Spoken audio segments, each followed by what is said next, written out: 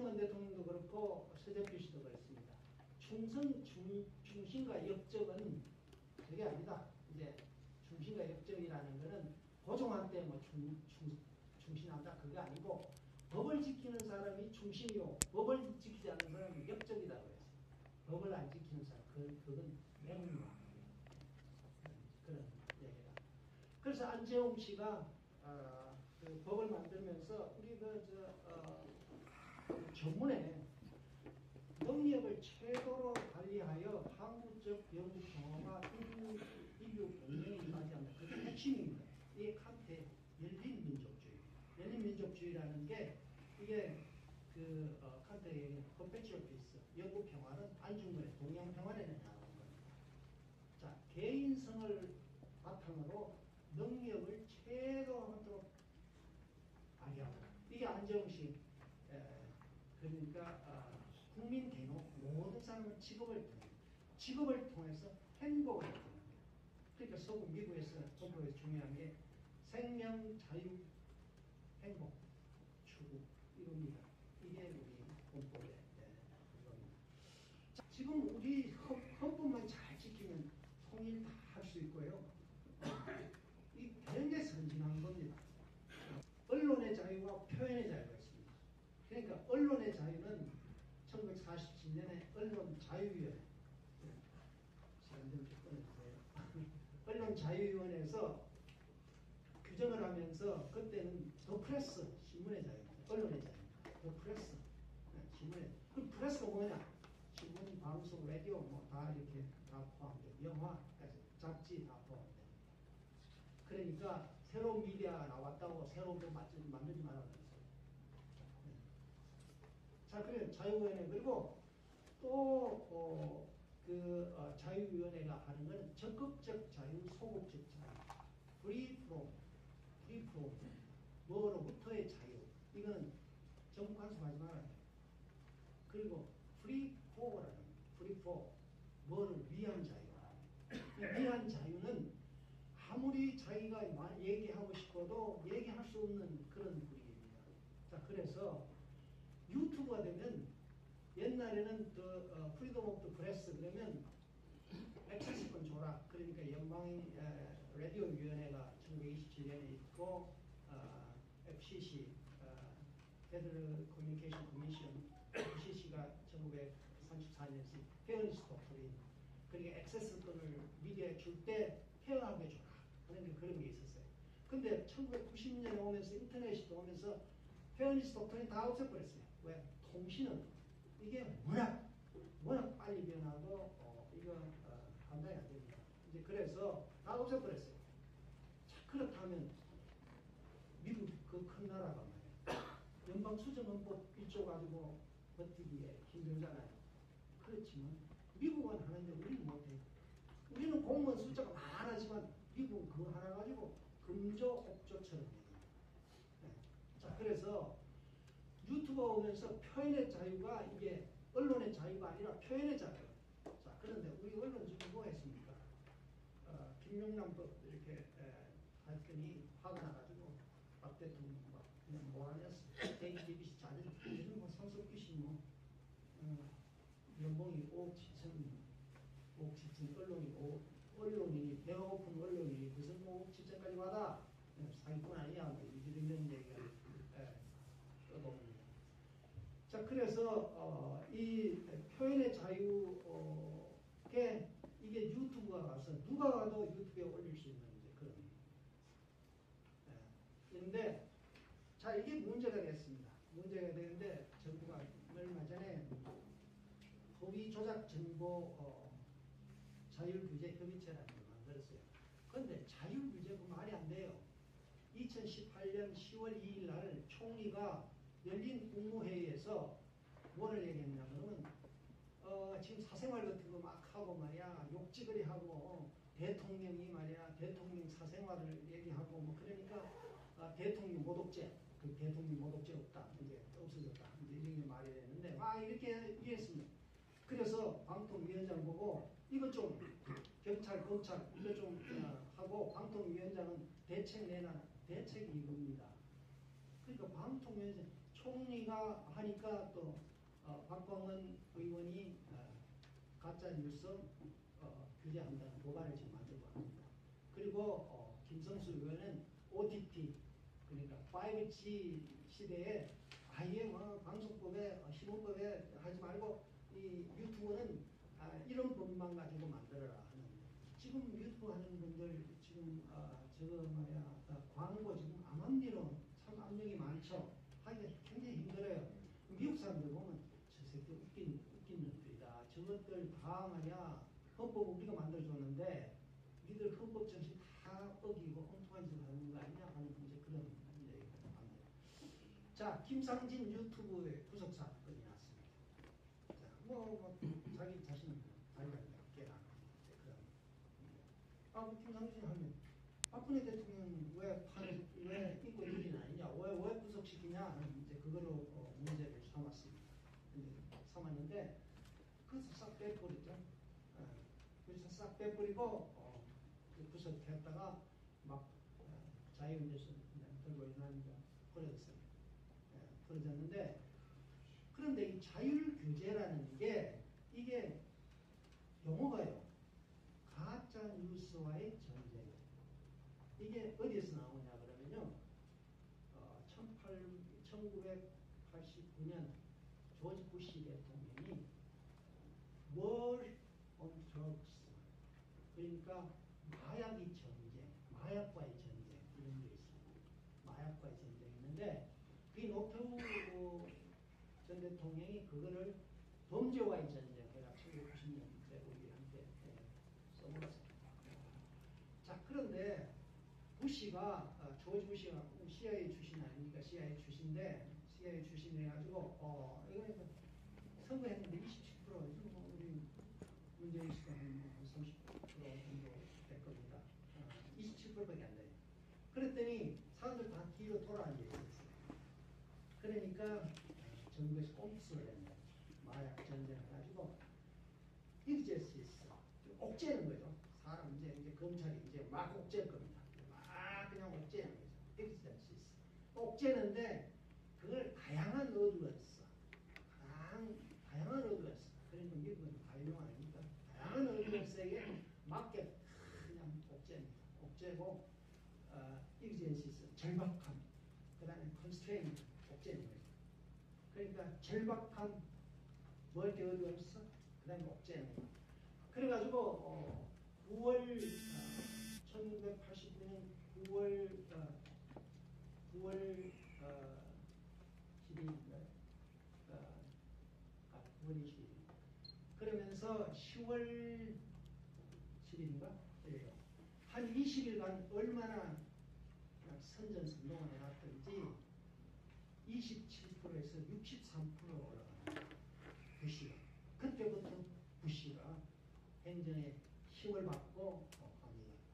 자, 그러면 이제 미국인의 손에 있는 유튜브를 규제할 겁니다.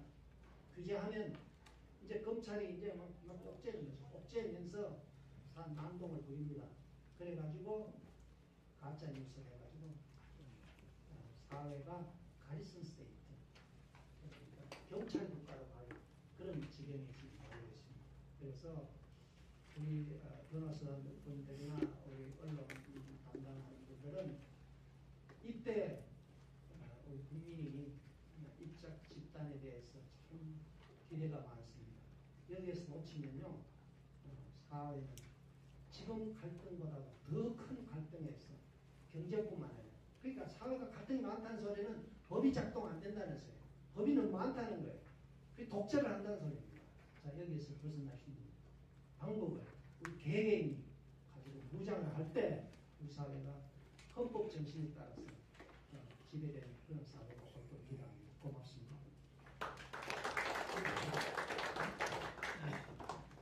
고맙습니다. 수고하셨네요.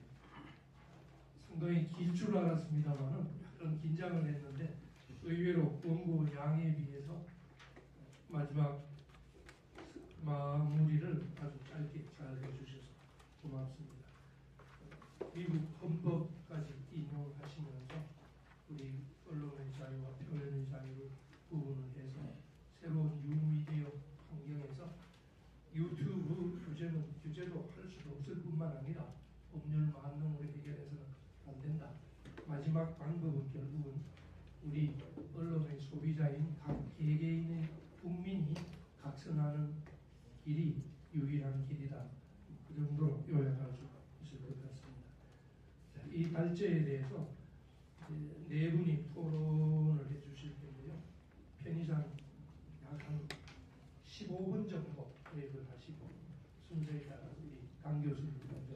강 교수님 아시다시피 언론계 직접 간접 종사도 하시고 또 역사 문제에 대해서도 많이 연구를 하셨기 때문에 우리 언론의 흐름이나 역사를 관련해서는 누구보다 할 말이 조금 많지 않을까 그런 생각도 듭니다. 예.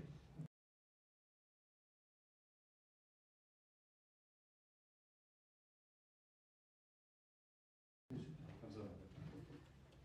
사실 뭐 제가 하고 싶은 얘기를 다 하면 오늘 밤을 새야 될 것 같아서 오늘 그 주제에 관한 것만 간략하게 좀 말씀을 드리도록 하겠습니다. 제가 그 KBS의 이사를 한 2년 남짓하면서 그 해임이 되면서 아마 남들보다는 조금 우리나라 그 공영방송, 국영방송의 그 속사를 좀 많이 봤다고 생각이 듭니다. 그래서 저는 그 학교에 다니면서 학교처럼 요지경이 없다라고 하는 얘기를 많이 들었습니다. 사실은 학교처럼 요지경이 없다. 근데 방송사를 경험해 보고 나니까 학교는 거기에 비하면 그 요순시대라고 하는 생각이 들었어요. 그러니까 학교에는 이성이 통하고 합리적인 것이 통하고 그러고 아무리 교수들이 막 나간다 하더라도 진짜 막 나가는 경우는 거의 없습니다. 그런데 방송국이라고 하는 것은 사실 그 제가 경험했던 세계와는 전혀 다른 세계였다라고 하는 생각이 좀 들고요. KBS를 저는 지금 현재 KBS를 그 세 가지로 요약을 했습니다. 글로도 썼고 발표도 했는데 문재인 정권의 선전선동 기구 첫 번째, 두 번째 김정은 북한 체제 홍보 기구, 세 번째 민노총의 기간 방송. 이 세 가지로 요약이 됩니다. 그 중에서도 오늘 그 관련되는 물론 세 개가 다 관련이 되지만 세 번째인 것 같은데요. 민노총사나 언론노조에 의해서 4대 지상파 KBS, MBC, SBS, EBS가 전부 다 장악된 게 아마 역사상 그 처음일 거고 이렇게 그 단일 노조 그리고 외부 노조가 공영방송과 4대 지상파 방송을 다 장악하는 게 굉장히 그 불건강한 상황이라고 생각이 듭니다. 여기 이제 또 뭐 JTBC, TBS, 이제 여러 그 CBS 방송들이 YTN 더해지다 보면은 거의 지금 한국의 방송 지형은 기울어진 운동장이 아니라 90도짜리 운동장이 아닌가라는 생각이 들 정도로 너무 편향돼 있는데 이거는 법적으로 이렇게 단일 노조, 외부 노조가 한국의 방송을 다 장악하고 있는 게 가능한 것인지 그리고 거기에 대한 대비책은 없는지에 대해서 법조계가 좀 심각하게 생각을 해봐야 됩니다.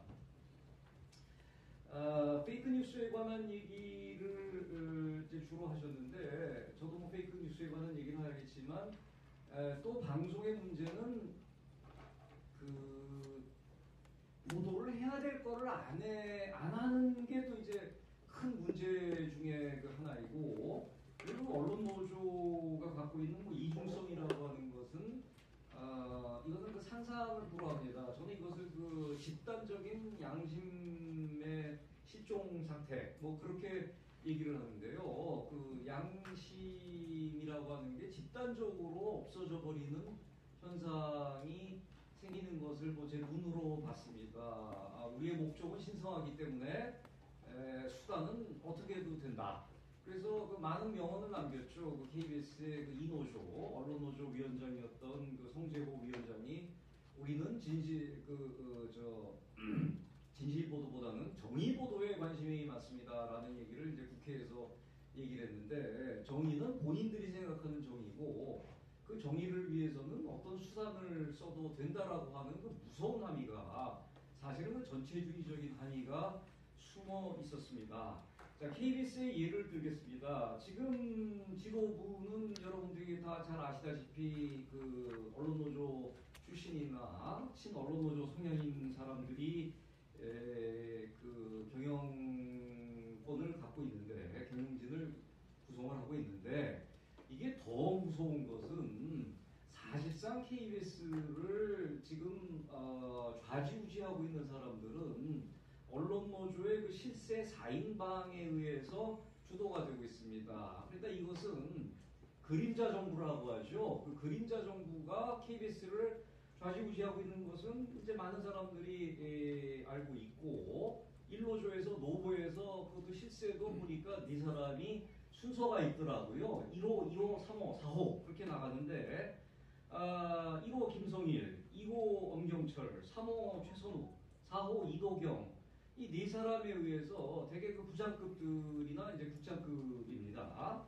이런 사람들에 의해서 KBS가 좌지우지되고 있고, 누가 이 사람들과 친하냐에 따라서 보직이 결정될 정도로 지금 그 심각한 그 상태입니다. 실제 2호인 엄경철 씨는 취재 주관을 맡고 있고, 얼마 전까지 엄경철의 KBS 시사 토론을 맡고 있고, 현재는 그 KBS 9시 뉴스의 메인 앵커를 맡고 있습니다. 그러니까 이렇게 보면 어떻게 굉장히 그 편파 그 방송으로 유명했던 분이 9시 메인 앵커의 마이크를 잡고 있다라고 하는 게 현재 그 KBS의 상황을 잘 설명을 해준다고 생각이 되고, 여기 이제 그 아까도 얘기한 그 방송장악에 있어서 이제 전위대로 나섰던 성창경 그 전 위원장이 KBS를 또 좌지우지하고 있는 사람 중에 하나가 될 거고, 그리고 지금 KBS에서는 지금 해고 등 징계를 하려고 하는 무서운 움직임이 벌어지고 있습니다. MBC에서는 이미 그런 징계와 그 다음에 압력을 넣어가지고 사표를 내게 하면서 한 30여 명 정도가 그만두고 해고가 됐는데, KBS는 다행히 지금까지 한 명도 안 됐지만 그것을 끝까지 하기 위해서 별 좀 소호를 써서 죄송합니다만 정말 별짓을 다 하고 있어요. 그런데 이 별짓을 다 하는데 만들었던 기구가 진실과 미래위원회라고 하는 홀만 좋은 퇴보와 과거사위원회라고 하는 이런 그 위원회를 만들었는데, 여기에 조사관인 이진성 기자라고 하는 사람이 또 이리저리 날뛰면서 이 사실은 불법위원회입니다. 지금 뭐 법원에서 설왕설래가 있지만 이런 그 불법위원회를 통해 가지고 그 해고가 이렇게 이루어지고 징계가 이루어질 이 마당에 우리가 이것을 그냥 팔짱만 끼고 봐서야 되겠는가라고 하는 생각이 듭니다. 페이크 뉴스로 넘어가서 말씀을 드리자고 하면은 사실 우리나라를 그 뒤흔들었던 사건, 그리고 청소년들은 이상하게 젊은 사람들은 이런 사건에 더 큰 관심을 갖더라고요. 바로 그 윤지호 사건입니다. 여기 계신 분들 중에는 윤지호가 누구야? 하시겠지만 네이버 신검 1위를 거의 며칠을 차지하고, 한마디로 얘기해서 가짜 뉴스의 진원지였던 연예인 지망생을 데리고 와가지고 온갖 방송에 다 출연시키면서 스타로 만들고, 이 주도를 그 안민석 의원이 했습니다. 안민석 의원이 어떤 행동을 했는지는 여러분들이 다 잘 아실 텐데, 윤지호와 함께하는 의원들이라고 하는 모임을 만들어가지고, 여기 명단 제가 갖고 있는데 말씀드리겠습니다. 안민석, 이종월, 이하경, 남인순, 김수민, 최혜선, 최경환, 이 동명이인 최경환입니다. 민주평화당에 있는.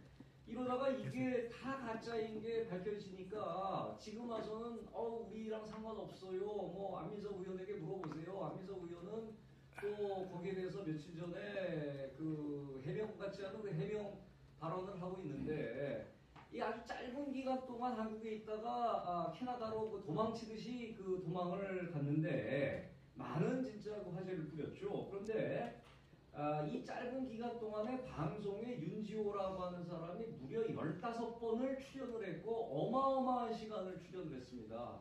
이거는 뭐 대스타도 못하는 그런 그 방송이 됐는데 이것을 그 제가 요즘 아주 잘 읽는 글의 그 저자가 카이스트 이병태 교수님이신데 아주 센스가 있으세요. 그래서 15회 방송한 것에 대해서 뭐라고 평을 하셨냐면은 민노총 어용방송 랭킹이다.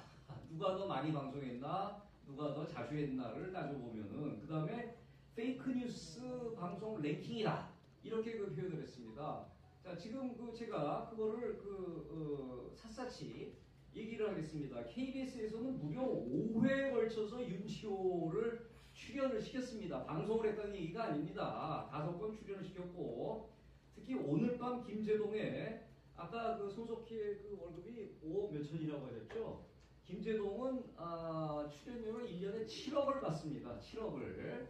그러면은 이 언론인 아닙니까? 방송사에서. 그런데 어떻게 외부가견에서 2천만 원씩 받고 1,500만 원씩 받죠? 이거 저 김영란법 위반 아닙니까? 근데 왜 이런 거 건드리질 않죠? 그리고 박찬주, 네?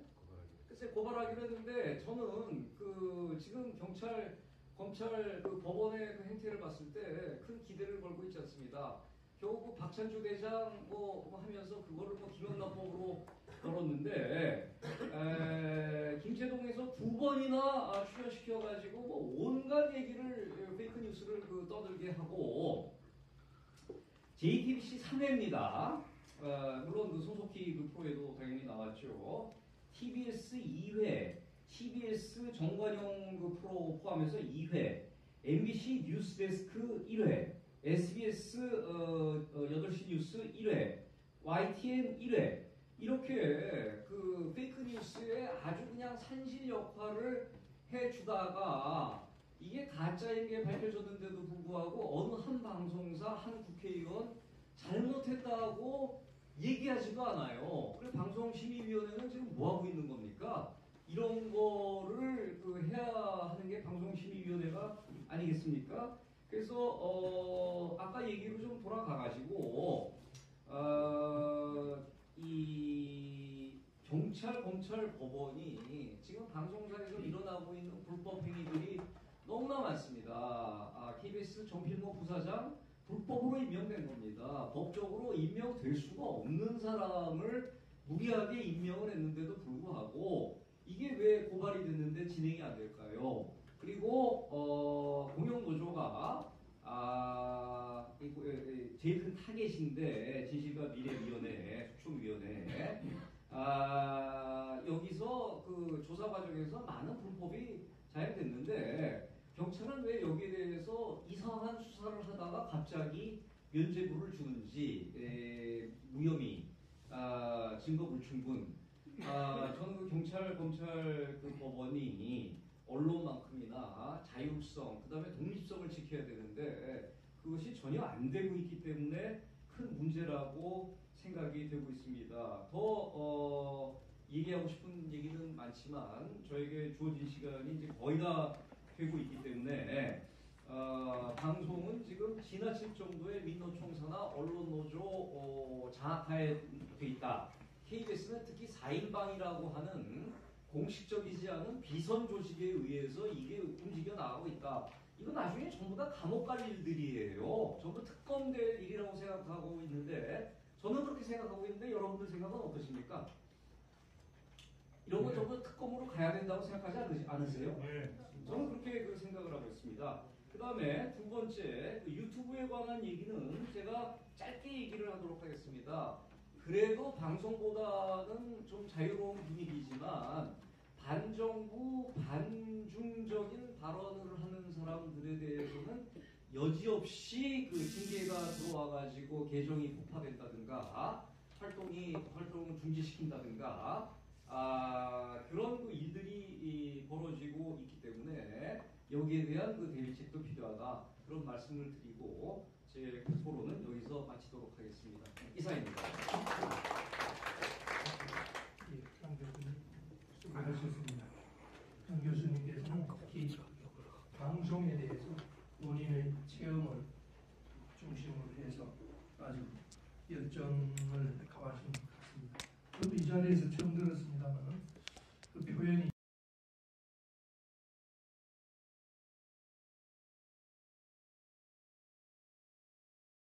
자, 다음에는 우리 저 옆에 계신 황대순 대표님. 황 대표님도 지금 유튜브를 하십니까? 예, 유튜브를 예, 지난해 예. 11월 11일부터 하고 있습니다. 앞서 우리 저 강규영 교수님, 조명기 교수님 말씀 잘 들었고요. 강규영 교수님 2년 동안 이제 KBS에 이사로 계시면서 볼 꼴 못 볼 꼴 다 보셨다라고 얘기하셨는데 사실 제가 종편 나온 것은 2012년입니다. 2012년 2월에 따라서 2017년 3월 말 당시 박근혜 전 대통령이 구속 수감되시던 날 모든 방송으로부터 퇴출했습니다. 5년 2개월 동안 제 별명이 원래 수도꼭지였습니다. 틀면 나오다고. 종편 그야말로 종편 여기 틀면 여기 나오고 저기 틀면 저기 나오고 저 친구는 무슨 다 생방송에 대해서 저몇 팀만에 왔다 갔다 하는 그것을 증명해 주실 분이 있습니다. 저기 계시는 우리 이서구 대표님이십니다. 2012년에 당시 박근혜 때 이명박 정부 마지막이었죠. 그때는 우리 이서구 대표님하고도 한참 또 방송도 간이 뛰었는데 저 수도꼭지 맞죠? 제가 그냥 한 말씀만 드리겠습니다. 종편의 산 역사가 바로 황태순 평론가입니다. 종편의 산 역사. 종편의 모든 것을 초기부터 마지막 박근혜 대통령 구속 수감되는 날, 퇴출되는 날까지를 모든 것을 다 겪었고 그다음에 아까 수도꼭지라고 그랬는데 그만큼 박하갑니다. 아는 게 너무 많습니다. 언론에 대해서, 정치에 대해서 모든 걸 많이 알기 때문에 종편에서의 시사평론가, 정치평론가 중에서 최고였습니다. 사실 전혀 짜지도 않았는데 마치 짠 듯이 잘 되고 있습니다. 앞서 우리 그 윤주호에 대해서 얘기하셨는데 우리 아까 좀 강경 교수님 4인방 얘기하시고 윤주호 얘기하니까 딱 와닿는 게 있어요. 뭐냐니까 윤주호가 이름을 처음 깐 게 3월 10일인가 됩니다. 그게 바로 교통방송의 김어준 프로에 나와서 이름을 깠습니다. 딱 까니까 그야말로 일주일 사이에 불이 나듯이 그야말로 경쟁적으로 이 방송 저 방송에서 끌어당기는데 드디어 결정적으로 불을 본 사람은 과연 누구일까요? JTV. 아닙니다. 문재인 대통령입니다. 문재인 대통령이 3월 18일 날 그 당시 저 어딘가요? 뭐 브루나이, 앙코르와트 등 그 6박 7일 여행 갔다 와서 그 다음날 저하고 미안했는지 한 얘기가 뭐냐니까 당시 김부겸 장관, 박상기 장관 불러놓고 이 얘기했습니다. 야, 버닝썬, 장자연, 김학의 사건 검찰과 경찰의 명운을 걸고 명운이라 배웠었어요. 명운을 걸고서 수사하라. 이러니까 그날 바로 KBS에서 아까 말씀하셨던 김재동, 오늘 밤 김재동에 나와서 그냥 한 10분간을 갖다 생난리를 치더라고요. 심지어는 9시 메인 뉴스에 나왔어요. 자, 제가 왜 4인방 얘기를 하냐니까 최근에 보면은 예전에 우리 좌파 운동권의 거지였지만 지금은 그래도 결을 아주 달리는 장기표 선생이 있습니다. 장기표 선생이 최근에 조선일보의 최보식 기자하고 최보식이 만난 사람들 인터뷰에서 이런 얘기했어요. 야, 내가 보았더니 흔한 얘기로 문재인은 꽝이다. 문재인은 운동권 사꾸라다. 이렇게 표현했었어요. 내가 그 동네에 있어봐서 아는데 운동권에서는 경력에 밀리면 숨을 못 쉰다. 꼼짝을 못한다는 표현이었어요. 아까 저는 그 얘기를 듣는 순간 강기영 교수님이 얘기를 듣는 순간 이렇게 막 오버랩이 되는 거예요. 지금 보면 KBS 사장이 있으면 뭐하고 KBS의 부사장이 있으면 뭐합니까?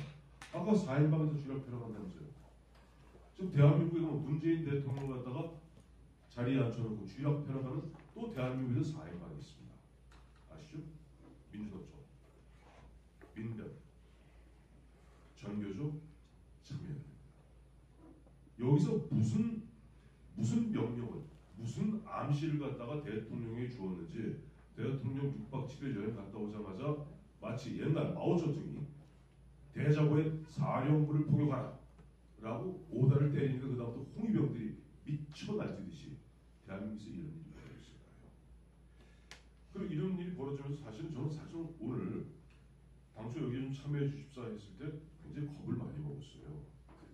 이거 그나마 지금 작년 11월 11일 한 1년 한 2년 가까이 되는 침묵을 지키고 있다 불비불명 울지도 못하고 날지도 못하던 이 신세에서 그나마 유튜브라는 것이 있어서 저 숨 좀 쉬나보나 했더니 이제 계속 말씀하시는 것들이 야 조만간 유튜브도 통합방송법으로 유튜브도 조져버린단다. 모두 뭐 한단다. 그래서 야 그거 2017년 4월 1일자로 그야말로 완전 백수건달 됐는데 1년 한 6개월 만에 기신 유튜브에서 조금 유튜브 방송 좀 나오고 있는데 이것마저 잘리는 거 아닌가. 근데 걱정 안 해도 되겠습니다. 조금 전에 우리 조wen기 교수님 모두 발언에서 말씀하시면서 자 유튜브는 언론의 자유라기보다는 표현의 자유일 것이고 아까 그런 그 미국의 수정 헌법까지 연원을 밝히시면서 비록 지금 문재인 정부에서 허위조작 뉴스 자율규제위원회를 만들고 또 혹자들이 통합방송법을 만들어서 어떻게 하든지 재갈을 물리해도 성찰 안 물릴 것이다. 그래서 안심했습니다. 안 잘릴 거니까. 근데 여러분 지금 왜 유튜브가 갑자기 폭발했는 줄 아세요? 유튜브가 아까 말씀하신 유튜브가 나온 건 꽤 오래됐습니다. 근데 국민들이 별로 관심을 안 가졌어요. 놀랍게도 유튜브에 생명을 불어넣어준 것은 놀랍게도 문재인 정부의 이낙연 총리입니다. 무슨 얘기냐니까. 자, 지상파 완벽하게 잡아냈습니다. 종편 완전히 잡아냈습니다. 그나마 신문에도 보면 조선일보 정도는 간혹 반항하듯이 저항하듯이 좀 깔짝거립니다만은 이 정부 눈도 하나 깜짝 안 합니다. 그러면서 심심하면은 나오는 거 있죠. 야, 너희 방시일과 장재현하고 관계 있잖아. 그래서 윤주를 데려온 거예요. 밝혔더니 뭐야? 나온 게 없잖아요. 김학이 처음에 어쩌고저쩌고 페미니스트 같이 하더니 나온 거 있습니까? 정 안 되니까 별건 수사에서 뭐 뇌물 받았다고 잡아놨잖아요. 버닝썬 나온 거 있어요? 아무것도 없어요. 자, 그런데 모든 언론을 잡았는데 딱 하나 보니까 자기를 계속 괴롭히는 데가 있더라고요. 마치 벼룩 마냥 여기 톡 저기 톡 밤에 빈대 마냥 이 유튜브였던 거예요. 근데 그때까지만 해도 앞서 말씀하신 대로 지금 50대 이상 60대가 대한민국에서 조회수가 가장 높습니다. 유튜브에.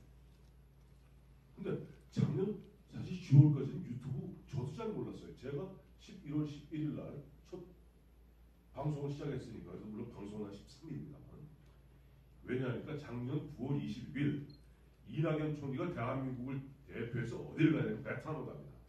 베트남에 국가주석이 죽고 거기에 국장을 치르게 됩니다. 그래서 대한민국 정부 대표로 가서 이 양반이 방명록에 뭐라고 썼냐니까 잘 들어보세요. 위대했으나 검소하셨고 검소했으나 위대하셨던 백성을 사랑하셨으며 백성의 사랑을 받으신 주성님의 삶 앞에서 한없이 작아지고 부끄러워집니다. 2018년 9월 26일 이낙연 썼어요. 그런데 뭐 일베라고 아시죠? 아주 그쪽에서 주석 해놓고 동그라미 빡 쳐서 쭉 뽑아서 기밀 썩 써놓은 거예요. 아 모르셨구나. 이낙연이 불같이 화를 낸 겁니다. 본인이 동아일보 기자 출신이고 언론의 자유가 얼마나 중요한 것이며 표현의 자유가 얼마나 중요한 것인지 아는 사람이 어느 순간 보니까 국무총리 되셨다고 불같이 화를 내면서 이런 가짜 뉴스를 때려잡지 않고 뭐하느냐고 불호령을 내렸어요. 그래서 그 당시 민주당은 20명이 어딜 갔냐니까 역삼역 앞에 보면 구글 코리아가 있습니다. 거기 달려가서 자 여기서 빼라 삭제해라. 구글 코리아가 저도 구글 코리아 한번 가봤습니다. 구글 코리아는 이렇게 보면 뭐 중간 연락처 정도밖에 안 된다. 모든 유튜브의 모든 올리고 빼고 흔한 얘기로 저 구글 어드센스를 통해서 뭐 조금의 그 광고료 막 조족 지원료나 오고 하는 것 모든 것을 AI를 통해서 미국 본사에서 합니다. 여기 역삼동에 있는 구글 코리아는 그야말로 연락사무소다 뭐라고 그래요? 한 뭐 배급소 비슷한데요. 아무것도 없어요. 껍데기입니다. 그런데 그 모르고 현역 의원 20명이 가서 그 앞에 가서 북치고 장구치고 난리를 친 게 10월 중 가수입니다. 15일. 그렇죠. 예. 그때 사람들이 깨우친 거예요. 이거구나. 이자들에게 약점이 있었구나. 이자들이 이렇게 해도 우리가 바로 여기에서 숨통을 틀 수가 있구나 하고 알게 되었고, 그때부터 이 앞에 계신 두 어르신을 비롯해서 많은 분들이 드디어는 요거 하나 두고 나가면 된 거예요. 요거. 그리고 제 건 아닙니다. 옆에 우리 사이가. 제 건 여기 있습니다. 참고로 저도 작년이고 5월달에 샀습니다. 그 전에 6월달에 샀어요. 자, 그래서 이제 다시 이제 본론 들어와서 여기 나중에 보면 이제 그 방송과 유튜브의 차이점, 방송 여당의 편향적 조치 이런 부분에서 제가 한 4페이지 정도 정리했습니다만 그 부분에 대해서 나중에 좀 시간이 있으면 좀 읽어봐 주세요. 읽어봐 주시면 나름대로 재미가 쏠쏠할 겁니다. 그래서 압축적으로 짧게 한 2, 3분에 이거를 압축적으로 말씀드리면 종편이 나오면서 사실 처음에 지상파들이 좀 뜬금이식을 하기 봐왔는데 종편이 그때는 시사 프로그램 만들었고, 솔직히 말해서 그때는 박근혜 정부, 이명박 정부 말기 1년하고 박근혜 정부 4년은요 대한민국 언론이 창달됐습니다. 여러분 기억하실 겁니다. 박근혜 대통령 되시기 전에 이명박 때 그 유명한 민중화가라는 홍성당 유아들이 만든 그림 기억나세요? 처음에 박근혜가 애를 낳습니다. 근데 애가 누구야? 선글라스 낀 박정희야. 이런 대중적인 그걸 보도의 자유, 표현의 자유라고 그때 지금 표현의 자유를 갖다가 못 때려잡아먹어서 안달이 나는 사람들이 무슨 소리 하는 거냐. 이 표현의 자유다. 심지어는 그 당시 변호사였던 문재인 변호사, 박원순 시장 변호사, 이 사람 뭐라고 그랬어요? 광화문 광장에서 김일성 만세를 불러도 처벌하지 못하는 것이 표현의 자유의 요체고 민주주의 요체라고 얘기했어요. 지금 앞서 말씀하셨습니다만 얼마 전에 뭐 누군가 나경원 의원이 그랬나요? 누가 무슨 블룸버그 통신을 갖다가 인용하면서 어떻게 대한민국 대통령이 김정은의 수석 대변인이라는 그런 낯뜨거운 얘기를 갖다가 들을 수 있겠는가? 제발 좀 그런 말 좀 듣지 않게 해다오. 그랬다고 이해찬 씨 뭐라고 그랬어요? 아니죠. 국가 원수 모독죄라는 얘기를 했습니다. 여러분, 대한민국 헌법 어디에도, 대한민국 법책이 어디에도 국가 원수 모독죄라는 죄는 없습니다. 제가 찾아봤더니 과거에 국가 모독죄라는 죄가 유신 시절 잠깐 있었어요. 정확히 국가 원수 모독죄는 없습니다. 과거에도 없었고 지금도 없습니다. 그러나 여러분, 자칫 잘못하면 이 정부에서 만들 수 있습니다. 그걸 경계해야 됩니다. 즉 박근혜 정부 시절에 보면 기억나실 겁니다. 보면 심지어는 박근혜 대통령 되고 난 다음에 그 웰컴 투 동막골이라는 데 보면 그 여자 주인공 한마디로 막간 여자입니다. 막간 여자 여기다 덕하니 꽃 하나 달고 왔다 갔다 하는 그 얼굴에다가 박근혜 현 대통령의 얼굴을 붙여서 거기서 이 A4 용지에다가 9,000장을 갖다가 복사해서 어디서? 저 보면 광화문 사거리에 동아빌딩이라고 있어요. 면세점. 거기서 뿌렸어요. 근데 뭐로 처벌된 줄 아세요? 국가원수 모독죄 아닙니다. 이거 뿌려갖고 저 교통방해했다고 뭐 도로교통법으로 자 그렇게 보면은 어떻게 보면 우파 자유 우파 보수 정권에서는 언론 자유가 창달되었고 철저하게 보호되는데 그들은 입만 열면은 인권 얘기하고 입만 열면 평화 얘기하고 입만 열면 뭐 얘기하는 사람들이 막상 집권하고 난다면 옆에 계시는 우리 강규영 교수님 어떻게 쫓아내는지 아시죠? 붙이고 장구치고 그 앞에서 들들들 못 가서 결국 갖다가 해놓고 그 다음에 이 사진 바꾼 다음에 사장 바꾼 거 아니에요. MBC도 마찬가지잖아요. 참 보면은 뻔뻔하기 짝이 없는 뭐 그런 세월인데 뭐 나머지 자세한 얘기들은 쭉 한번 읽어보시면 되겠고요. 참고로 이제 요거는 이제 2016년 10월 24일 뭐 그 전에 보니까 이제 20대 총선에서 일당이 민주당 되고 나서 언론 환경이 바뀌더라고요. 사실은 보면 KBS, MBC 이와 같은 데 보면 14,500명이 지금 참여하고 있는 언론 노조 소속입니다. 근데 예를 들어서 TV조선이다, 채널A다 이런 MBN, 공이다 보면 사주가 있는 회사이기 때문에 노조가 있어도 그런 무슨 거기에 포함되어 있지가 않아요. 그런데 여기에 보면은 거기 제가 처음에 2012년, 2013년에 종편에서 보니까 깜짝 놀랐겠습니다. YTN도 마찬가지예요. 왜 일반 기자직이나 이런 뭐 기자직이나 뭐 이런 간부직들은 거의 다 보면 뭐좀 월급도 많이 받고 보수적인데 그 당시에 문제는 PD, 그 다음에 작가, 의전 작가, 에브리바디 거의 99.9%가 노빠더라고요. 노빠, 노무현. 그게 다 비정규직이었거든 그 사람들이.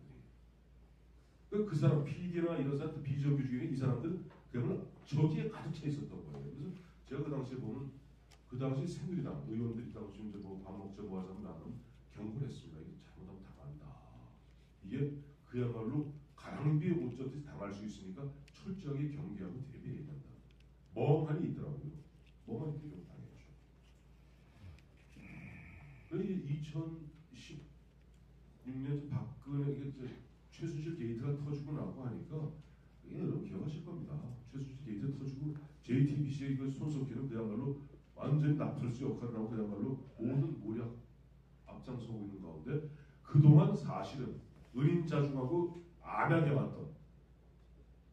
왔던 PD 이런 사람들이 본격적으로 이제부터는 마구마구 좌파들, 좌파 성향, 좌익 성향의 패널들을 갖다가 출연시키고 등등등등등등 하더니 박근혜 대통령이 2016년 12월 9일입니다. 탄핵 소추되니까 그때는 아예 내놓고 아까 말씀하신 것 민원연, 원결연에서 뭐 이른바 막말 편파 편향 뭐 5점, 7점, 9점, 12점 사람을 뽑아서 SNS에 돌리면서 마구 바람을 잡아요. 그런데 재밌는 얘기로 마무리하겠습니다. 민영삼 씨라고 있습니다. 저랑 같이 방송 많이 했던. 그동안 이제 그 사람은 뭐 약간 뭐 중도 좌파 정도 되고 지금 뭐 민주평화당에 예전 최고위원이 있습니다만 그 친구가 잘리게 된 결정적 계기 뭐냐? 2017년 그 당시 2, 3월경에 예비 후보자 부인들에 대한 뭐 좀 재미있는 또그 정치성 프로에서 이렇게 얘기했어요. 아니 좀 뭐 다 좋은데 김종수 교사는 우리 호남에서는 좀 나댄다는 얘기했습니다. 다시요. 원래 민영삼 씨구나 한번 해볼까요? 어이 우리 고향에서 말이요. 그 우리 김종수 교사 좀 나댄다는 말이 있어요? 바로 잘렸습니다. 그리고 나중에 그 옆에 있던 거기 그냥 고개 끄덕거리고 있던 내 친구 최모 씨는 고개 끄덕거리고 가만히 있었다고 보니까 잘릴 뻔했어요. 그 심의실에서 각 방송사 심의실에서는 이거 갖다가 저 제작법으로 보냅니다. 이 사람은 이러저러 하니까 치우십시오. 거기 보면 민영삼이 나댄다고 표현할 때 가만히 있었어.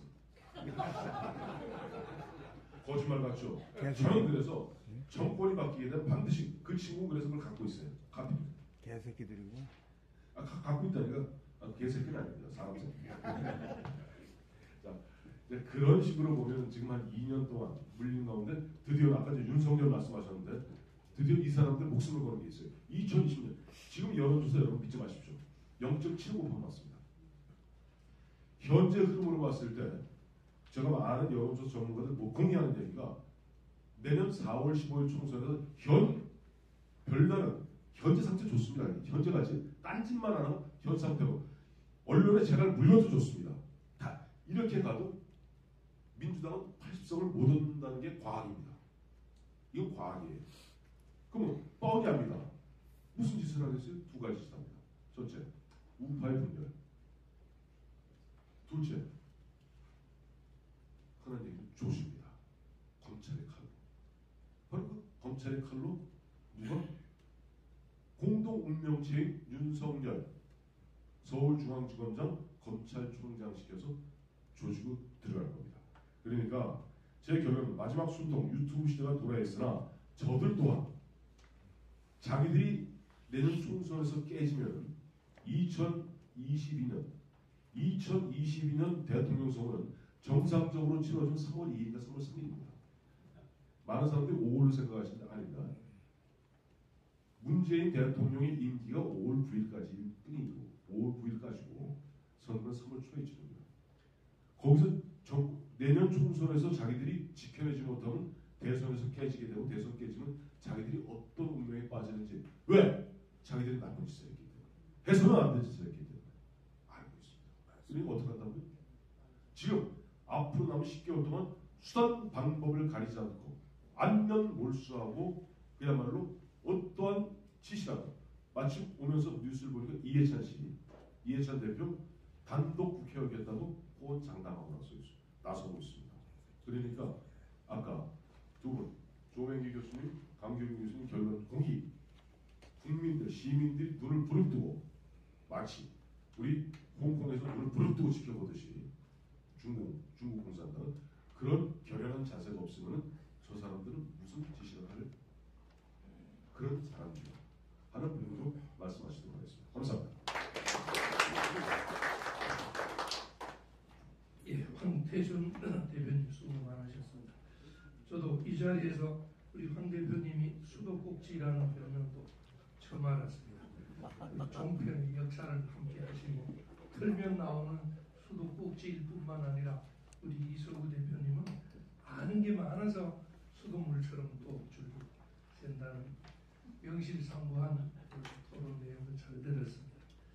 마지막이 정말 인상적입니다. 저도 개인적으로는 하루는 자고 일어나면 좀 낙관적이다가 그래도 이 정도 어떻게 되겠지, 이제 얼마 안 남았겠지, 또 그 다음날 자고 일어나면 또 비관됩니다. 나 혼자 이런 착각에 빠져있나, 이거 그대로 될까. 근데 오늘 마침 세 분 주제 발표와 지금 두 분까지 하셨습니다만은 말씀을 들으니까 또 낙관할 구멍이 또 보이는 것 같습니다. 최근에 홍콩 사태에서 그 작은 물방울이라도 퍼뜨리기 시작하니까 그 큰 덩치의 중공, 저는 중공이라고 부릅니다만 중공이 조금씩 균열을 보이는 저만의 그런 착각인지 그런 생각도 듭니다.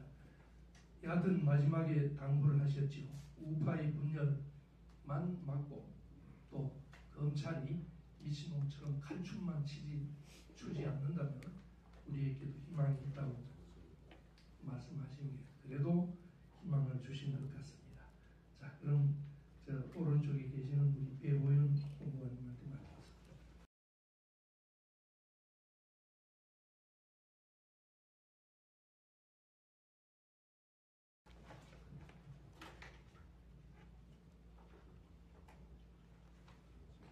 네. 저는 다들 그 현실적인 문제점이나 이 부분에 대해서는 자세히 말씀을 해주셨습니다. 저는 이제 헌법적인 차원에서 비교법적으로 이게 어떤 헌법에 먼저 적용이 되느냐 이 문제의 중심으로 특히 이제 지금 현재 자유진영에서 최고 미국의 헌법하고 또 유럽의 유럽연합의 지도국가인 독일의 경우를 중심으로 해서 그 사람들은 어떤 기준으로 방송이나 언론을 하고 있는지 그것을 여러분 들어보시면 이게 문제점이 있다는 걸 확인하실 수 있을 것 같아서 그 점을 중심으로 말씀을 드리겠습니다. 먼저 제일 처음에 이제 헌법의 언론 자유 헌법상의 의의와 중요성 부분 이제 서론적인 부분입니다만 여기에는 뭐 다 아시는 것이지만 그 독일 기본법에서 이것은 1차적으로는 민주적인 그 자유민족 기본 질서의 구성 요소다, 아주 핵심적인 구성 요소다라는 표현을 두고 있습니다. 그와 더불어서 민주주의를 생활하는 데서 구성 요소이기 때문에 그것이 없으면 안 된다는 말씀이죠. 그다음 두 번째로 뭐냐면 더 중요한 부분이 그 독일의 저명한 학자가 루돌프 스메트라는 사람이 이제 표현한 건데 이것은 윤리적으로 헌법상 필요한 생명의 공기의 일부다. 그것은 양심의 자유, 종교의 자유, 사상의 자유와 더불어서 헌법이 가지고 있는 핵심적인 생명의 공기와 같다. 우리가 살아가는데 그런 이야기를 하고 있습니다. 그래서 그것은 법치국가의 아주 본질적인 요소다라고 합니다. 이 이야기는 모두의 여러분들이 말씀하셨습니다만 그 미국 헌법의 그 수정 1조에 그 퍼스트 어멘트먼트라고 하는 미국은 수정 조항으로 기본권 조항은 이제 그 수정 조항으로 하는데 그 기본권 1조에 바로 표현의 자유가 들어있습니다. 그것은 바로 종교의 자유, 사상의 자유와 함께 들어있습니다. 제1조에 들어있습니다. 같은 맥락입니다.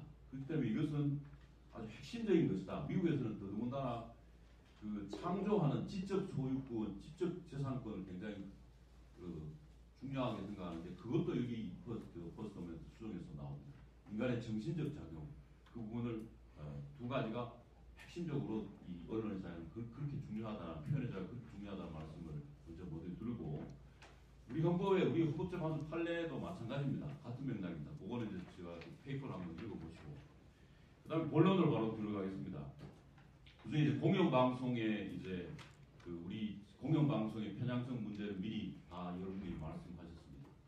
그러면 독일은 기본적으로는 그 공영방송 체제가 주가 됩니다. 그리고 지방의 주에서는 민영방송도 하고 있습니다만 그렇기 때문에 공영방송의 핵심적인 원리가 칼레나 이게 확립된 게 뭐냐면 공영방송의 그 매체를 국가적인 지배나 영향력으로부터 지키는 게 바로 핵심적인 원리입니다.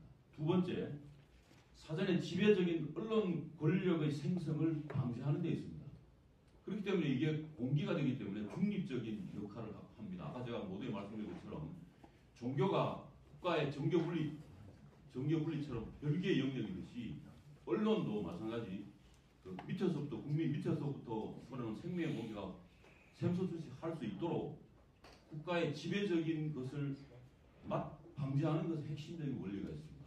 특히 이제 독일의 경우에는 나치의 히틀러 독재를 경험하고 거듭났기 때문에 그것을 핵심적인 요소로 삼고 있습니다. 공영방송 체제이지만 그렇다는 말씀이고 그 다음에 그것을 위해 구체적으로는 프로그램 편성에 있어서 의사의 다양성이 굉장히 중요하기 때문에 가능한 아주 광범위하고 완전한 표현이 될 수 있도록 포괄적인 정보를 제시해야 된다라고 되어 있습니다.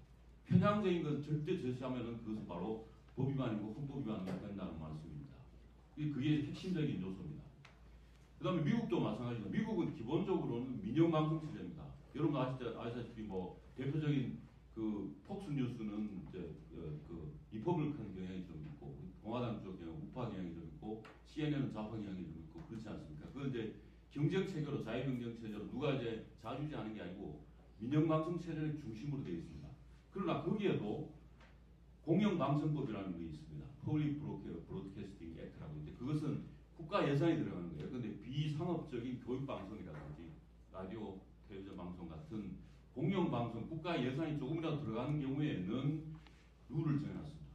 지금 말씀드리는 독일과 마찬가지 똑같은 맥락의 룰을 정해놨습니다. 그것이 연방 그 공영방송법 399조, 397조, 6조에 명확하게 되어 있습니다.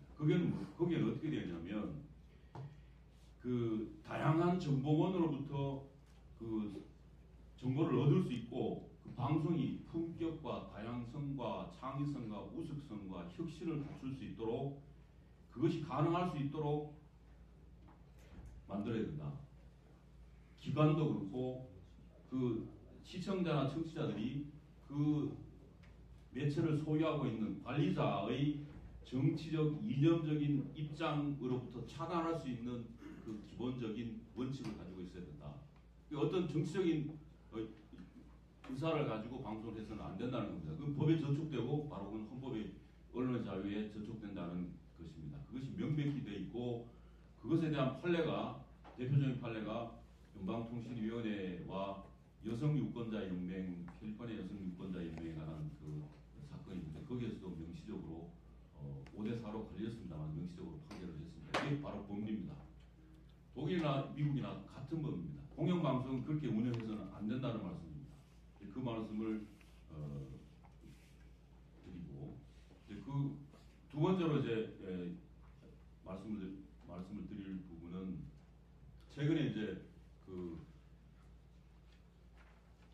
문 대통령 대통령에 대한 김정은의 수석 대변인 논란이 있었죠. 그 부분은 아까 황태순 대변인께서도 말씀을 하셨습니다만 그와 관련해서 지금 외국 언론들이 논평을 한 것이 여기 제가 페이퍼에 소개를 해놨는데 당시에 이제 민주당 대변인이 국가 원수를 모욕한 매국에 가까운 내용이다 이렇게 표현을 했죠. 그러니까 그 아시아 아메리칸 기자협회에서 이것은 언론인에게 가해지는 모든 형태의 협박과 위협에 우려를 표한다는 표명을 했습니다. 그러니까 언론 탄압하지 마라라는 표현을 했죠. 그리고 아시아 타임즈의 한 외국인 기자는 굉장히 신랄하게 지적했습니다. 특정 기자를 공격하는 것, 그리고 타겟 그룹을 만들어내는 것, 심지어 인종적인 단어를 써가며 상대를 매국이라고 비판하는 것은 파시스트 정당에나 적절한 것이다 라는 애들로서 비판했습니다만 심각한 언론 탄압이다라는 표현을 했습니다. 그리고 이거는 한국은 일본, 대만과 함께 아시아의 자유 언론의 3대 보루다라는 것까지 이제 지적을 하면서 그 심각한 탄압이라는 것을 지적했습니다.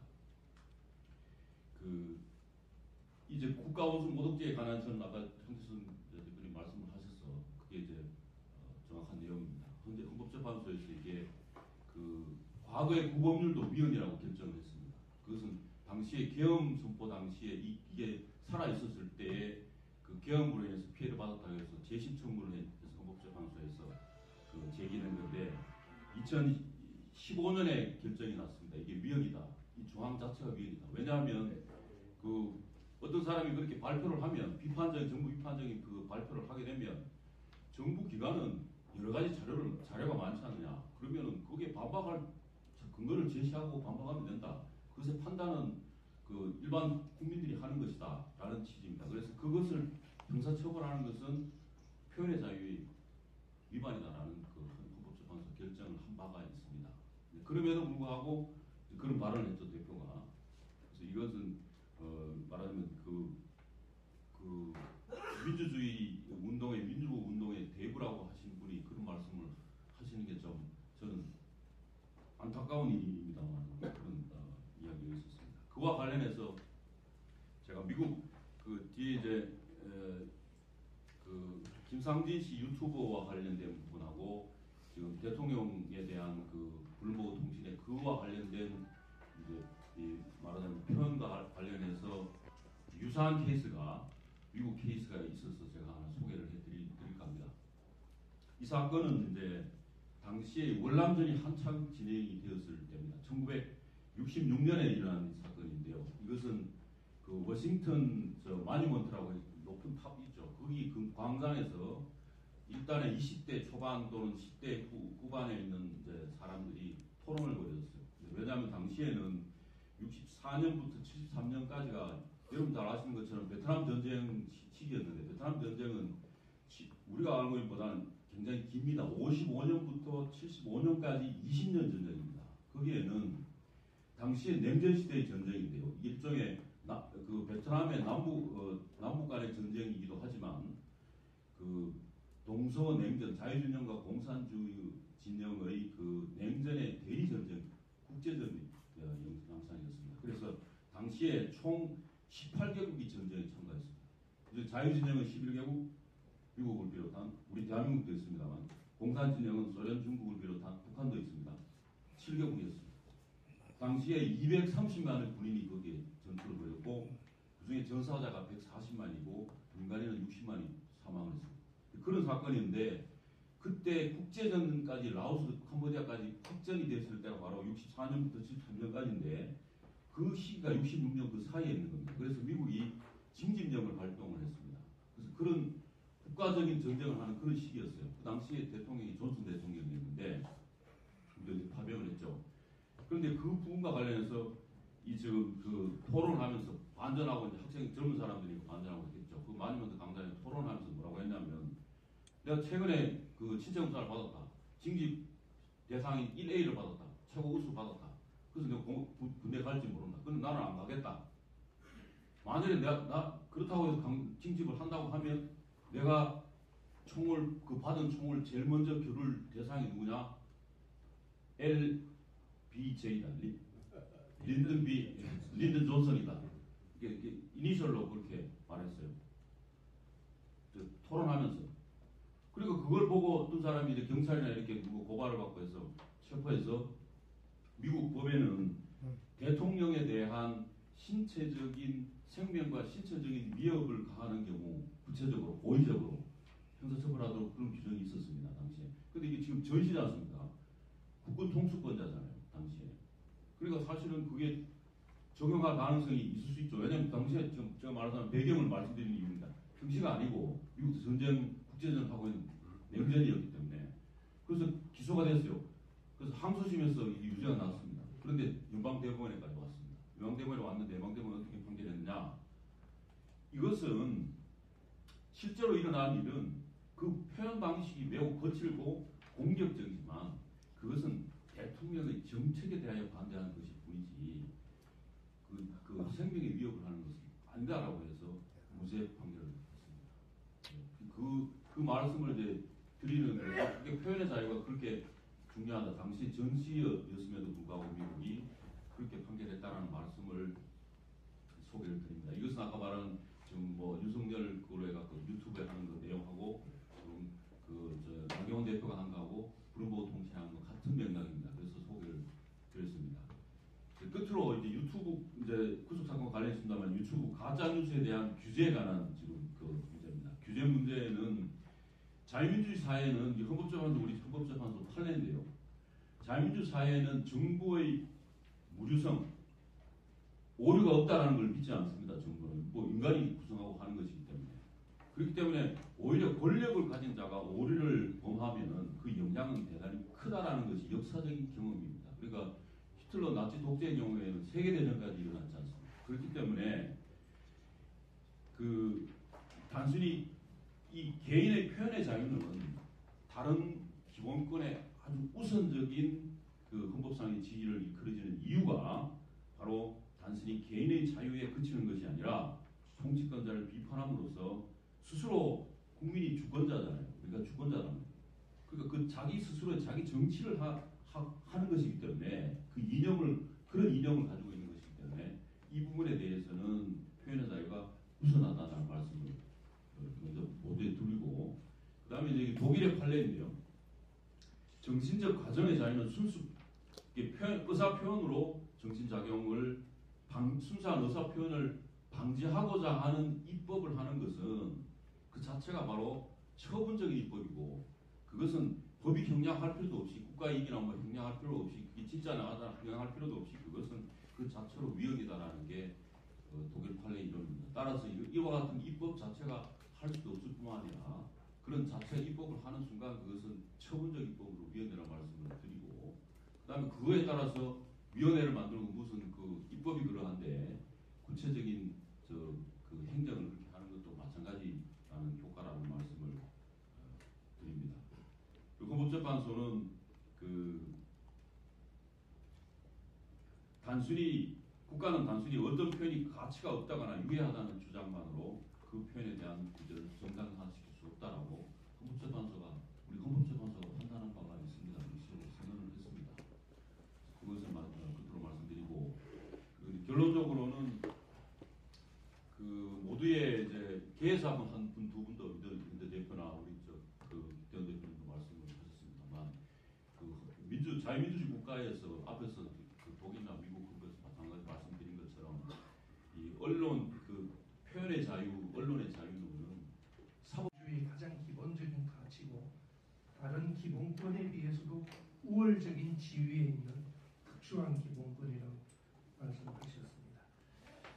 자, 그럼 마지막으로 우리 이현 변호사님이십니다. 이현 변호사님은 한변 공동대표이실 뿐만 아니라 과거에 대한법률구조공단 이사장을 하시면서 또 정권이 바뀌자마자 또 이 정부에 의해서 강제로 해임인가요? 네. 이런 거 밝히면 또 프라이버시 괜찮습니까? 해임 당했다고 또 자랑하는 분이 또 계시네요. 여하튼 해임 나가신 우리 이현 변호사님께 마지막 조금 후에 해임당한 사람 파트로 보셔야니까. 이제는 정권이 바뀌면 이제 해임도 자랑인 세상이 올 것 같습니다.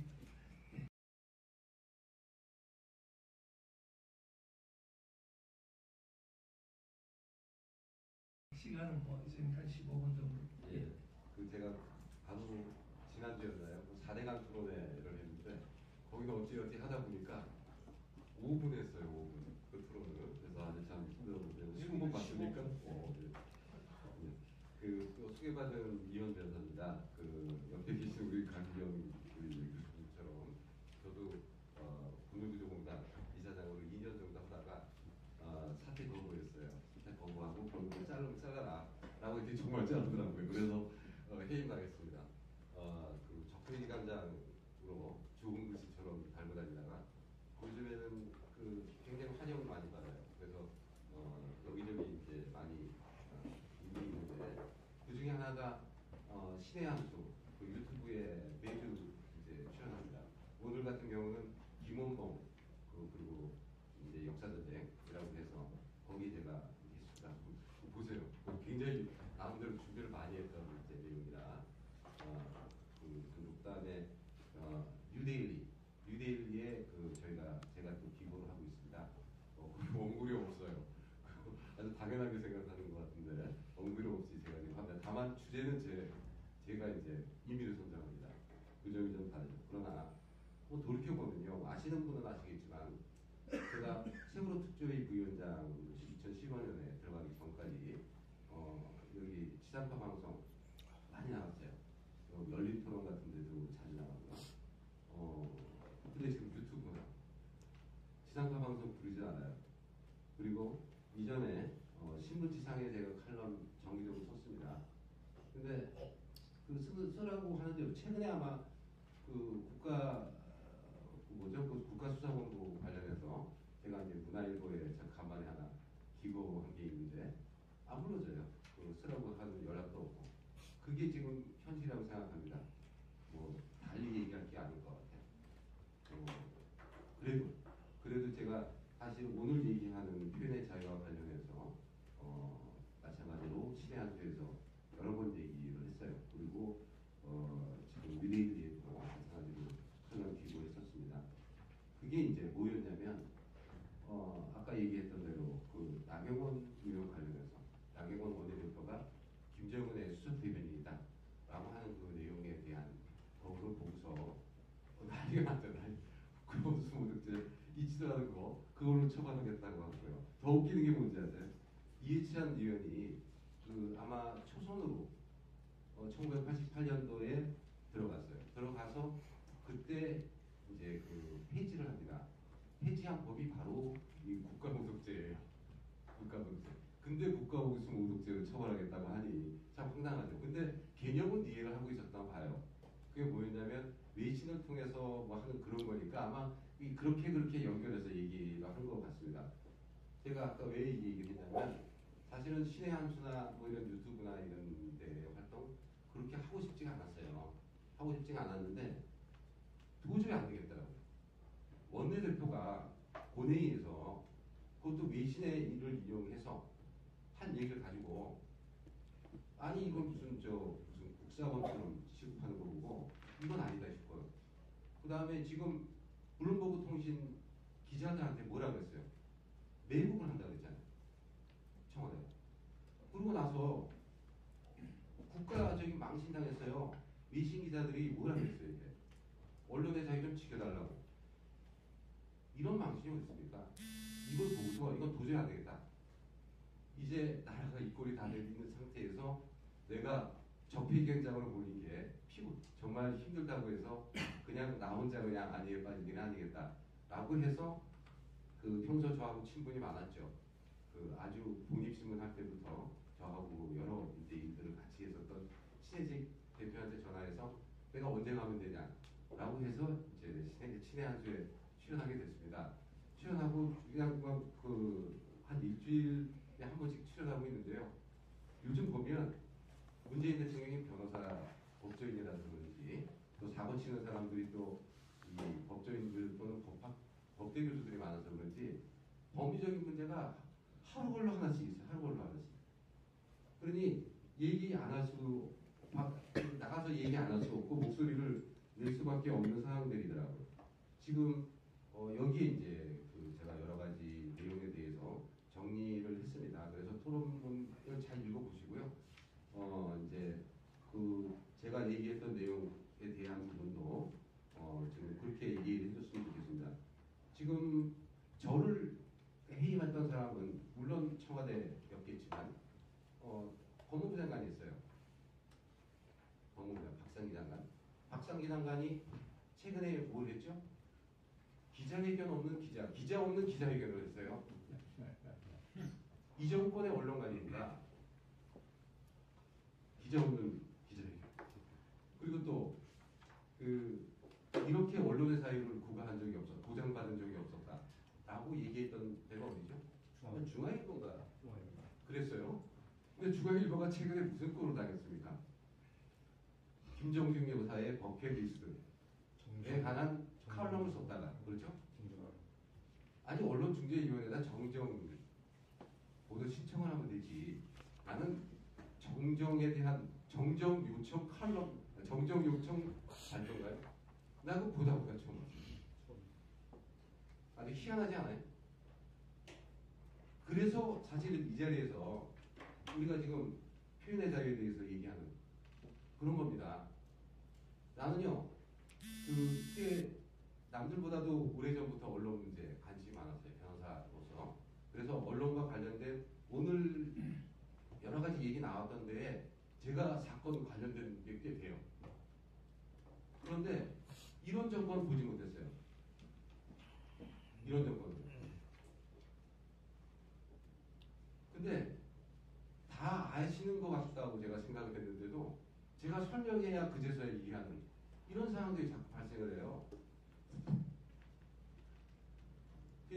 답답하다 이런 생각을 제가 하고 있습니다. 지금 당장 말이죠.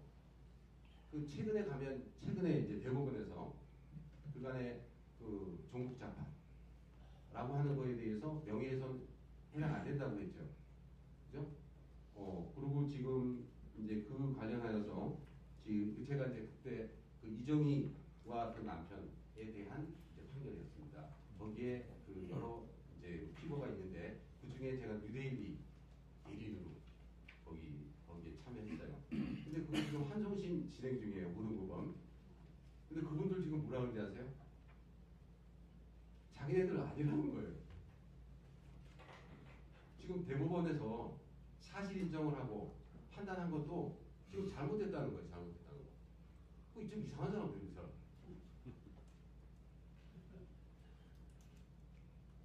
그래서 사실은 이제 종북자파라고 보통 얘기하는 그런 것들이 과거에는 명예훼손에 해당되는 사안이지만 표현의 자유를 완화했습니다. 그 부분에 대해서.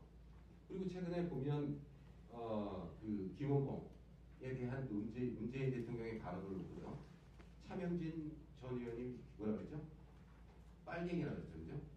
근데 빨갱이는 사실은 마찬가지 이게 법적으로 너무나 당연히 모욕죄 또는 명예훼손에 해당될 수 있는 그런 용어이긴 합니다. 근데 좀 달라질 것 같아요. 여러 가지 상황들이. 하도 극한 말들이 오고 가고 있으니까 좀 달라질 것 같다. 이런 생각을 좀 합니다. 근데 실제로 보면 말이죠. 문재인 정부 쪽 사람들, 아까 얘기한 대로 뭐 그런 그림도 있었지만 참 엄청난 말들 많이 했어요. 그죠? 그 다음에 제가 이명박 정부 시절에 참여했던 데가 미디어 발전위원회예요. 미디어 발전위원회에서 결국 종편이 만들어졌죠. 그거 기억나세요? 그래서 이제 미디어법에서 파동도 발생했고 그때 제가 맡았던 부분은 저는 뭐 종편 그쪽이 아니었고 인터넷 쪽이었어요. 사이버 모욕죄. 사이버 모욕죄 왜 나왔죠?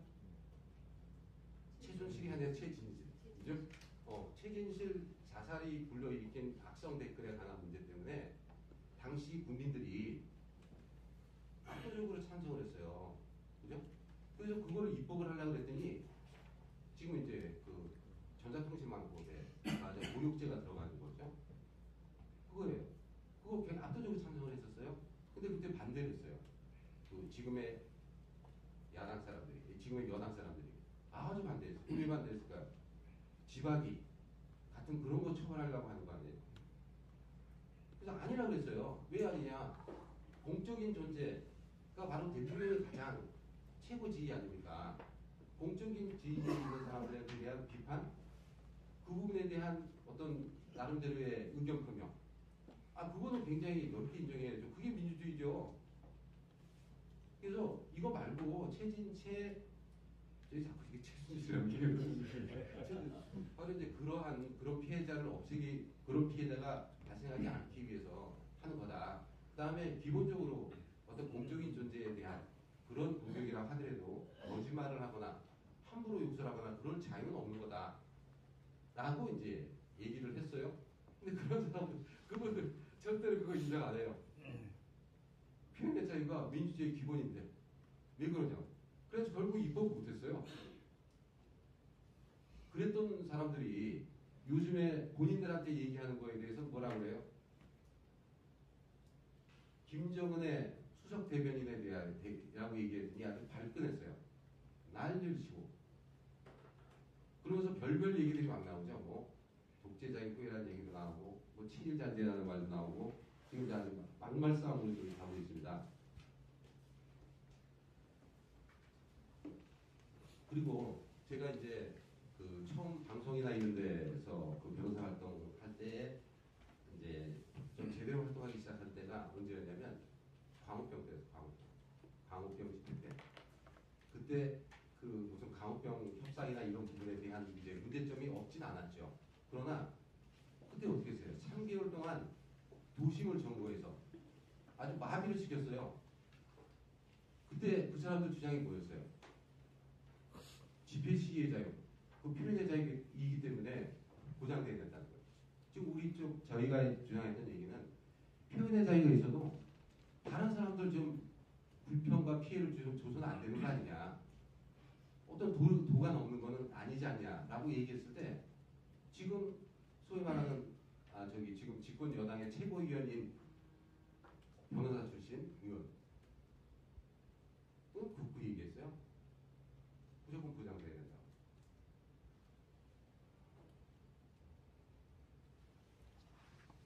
그리고 가만히 생각해보니 이런 게 또 있더라고요.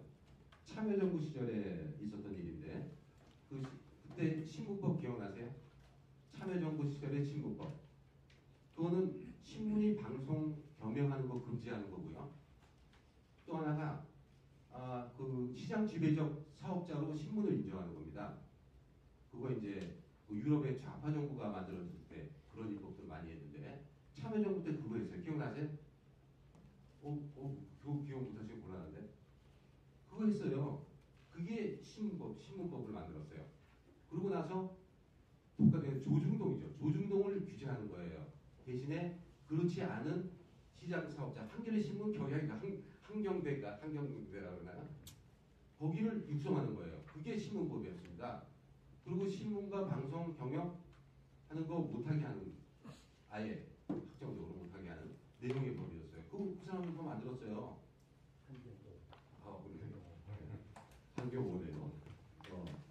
근데 그때 제가 대리인으로 참여했습니다. 그래서 그때 이제 반환한 게 시장 지배적 사업자로 인정한 부분 위헌. 그 다음에 신문이 방송 경영하는 거 뭐라고 했을까요? 입법 정책상의 문제다. 합헌이라고 안 했어요. 입법 정책상의 문제라고 했어요. 그러고 나서 결국은 이후에 미디어위원회에서 종편 만드는 거에 대한 논의를 할 때 결국은 입법 정책상의 문제이니 그렇게 하자고 했던 거예요. 여기서 하나 더 붙여서 얘기를 하자면 그 사람들이 조중동에서 신문사에서 방송하는 거, 경영하는 거 반대했었어요. 무지무지하게. 그 왜 그랬을까요? 뭐 자기네들 불리한 얘기하는 게 압도적일까봐 그랬던 거죠. 그러나 가장 기본이 뭐예요? 민주주의는 다양성이잖아요. 자기네들하고 다른 목소리를 담아야 된다고 하는 그 자체를 인정을 안 했어요, 그 사람들은요. 그러고 나서 또 참여정부에 한 게 또 있습니다. 제가 또 대리인으로 참여한 건데, 시민과 함께하는 변호사들 시절에 그게 취재실 통폐합이었어요. 그거 기억나세요? 취재실 통폐합. 각 공공기관에 행정기관에 기자들이 막 다녀요. 그거 다니지 못하게 했어요. 못하게 하면서 취재실을 하나로 만들어요. 거기서만 할 수 있도록 해놨어요. 그거 언론의 자유 침해죠.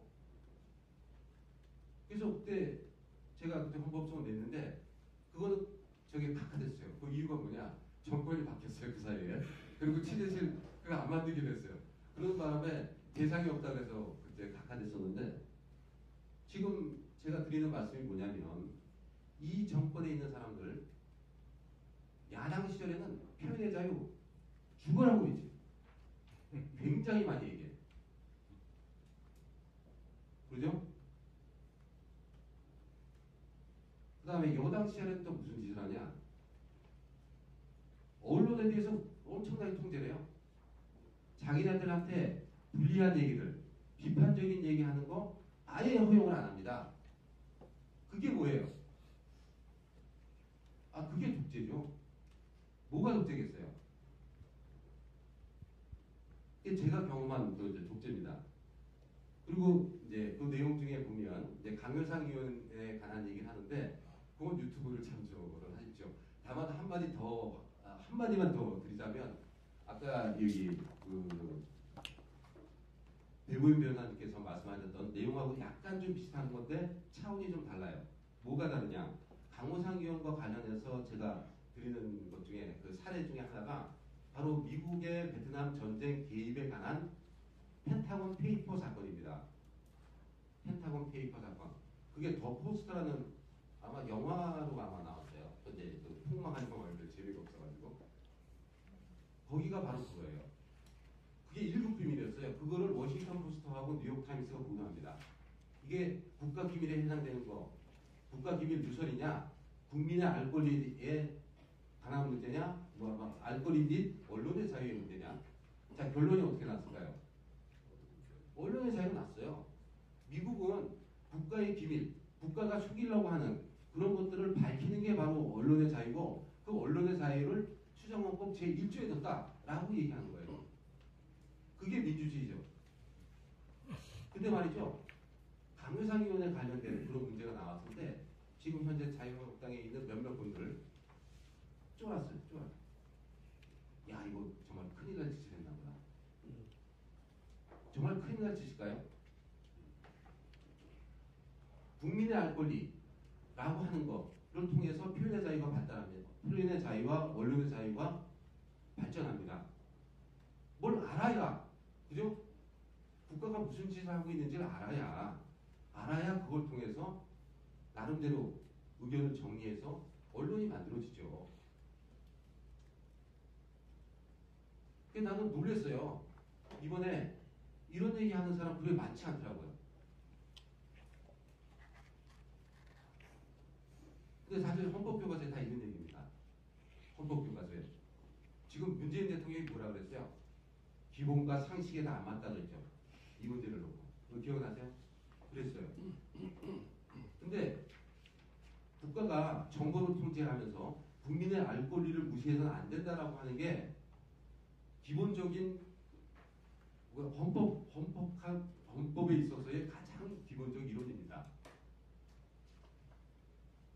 무시할 수 있는 일은 아니에요. 단정적으로 이게 기본과 상식에 반한다라고 얘기할 수 없는 문제라는 거예요. 오히려 그렇게 얘기하는 문재인 대통령이 기본과 상식에 반하는 것이다 라고 생각을 합니다. 정리를 해야 될 것 같은데요.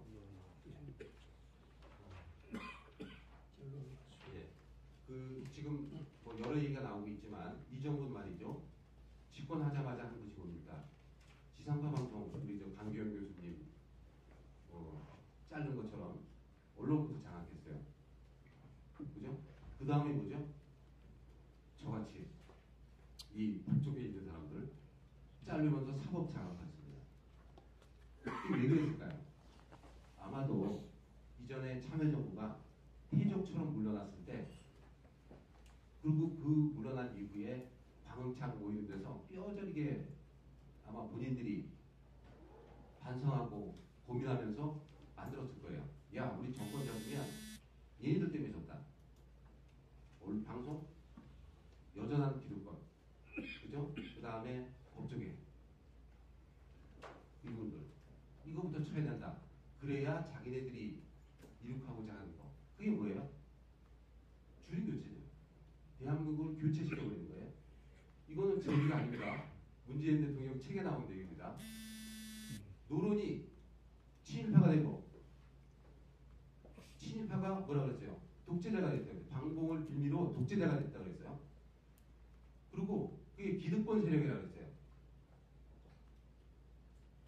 지금 적폐청산, 사법농단, 국정농단 저는 다 마찬가지라고 생각해요. 여러분 이걸 다 보셔야 됩니다. 지금 홍콩 얘기 자꾸 나오는데요. 우리 저절로 공짜로 얻은 자유입니다. 우리한테. 그 다음에 문재인 노무현 대통령이 삽질하는 바람에 정권 겨우 찾아왔어요. 정말 우리 자유 찾아야 돼요. 지금 자유 찾으려면 어떻게 해야 되느냐? 한마디만 제가 드릴게요. 우리는 아무 잘못 없는데 정권 뺏긴 것처럼 생각하는 사람도 있어요. 그거 아닙니다. 우리가 정권을 뺏긴 거에 대한 잘못된 부분 반성해야 돼요. 스스로 개혁해야 됩니다. 그 다음에 또 하나, 젊은이들 우리하고 좀 생각이 많이 달라요. 정말 이 젊은이들 BTS나 청소년 축구 보셨던 것처럼 세계 속에서 다니는 친구들이에요. 우리하고는 달라요. 근데 그 사람들한테 우리가 기회나 미래를 주려고 할 생각 잘 안 하는 것 같아요. 그 젊은 친구들, 우리 어른들이, 특히 우파 사람들, 자유한국당 사람들 기득권 가지고 절대로 안 내놓으려고 한다는 생각을 하고 있어요. 근데 그건 아니거든요. 정권을 다시 교체하기 위한 방법 다른 거 아닙니다. 우리가 기억해야 돼요. 그리고 우리가 미래를 보여줘야 돼요. 그러면 된다라고 생각을 합니다.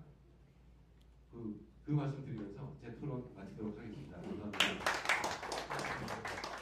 예, 잠시만 수고하셨습니다. 우리 이용 변호사님도 이 언론과 법조의 본인이 경험하신 내용을 중심으로 사례를 들면 사실 같습니다.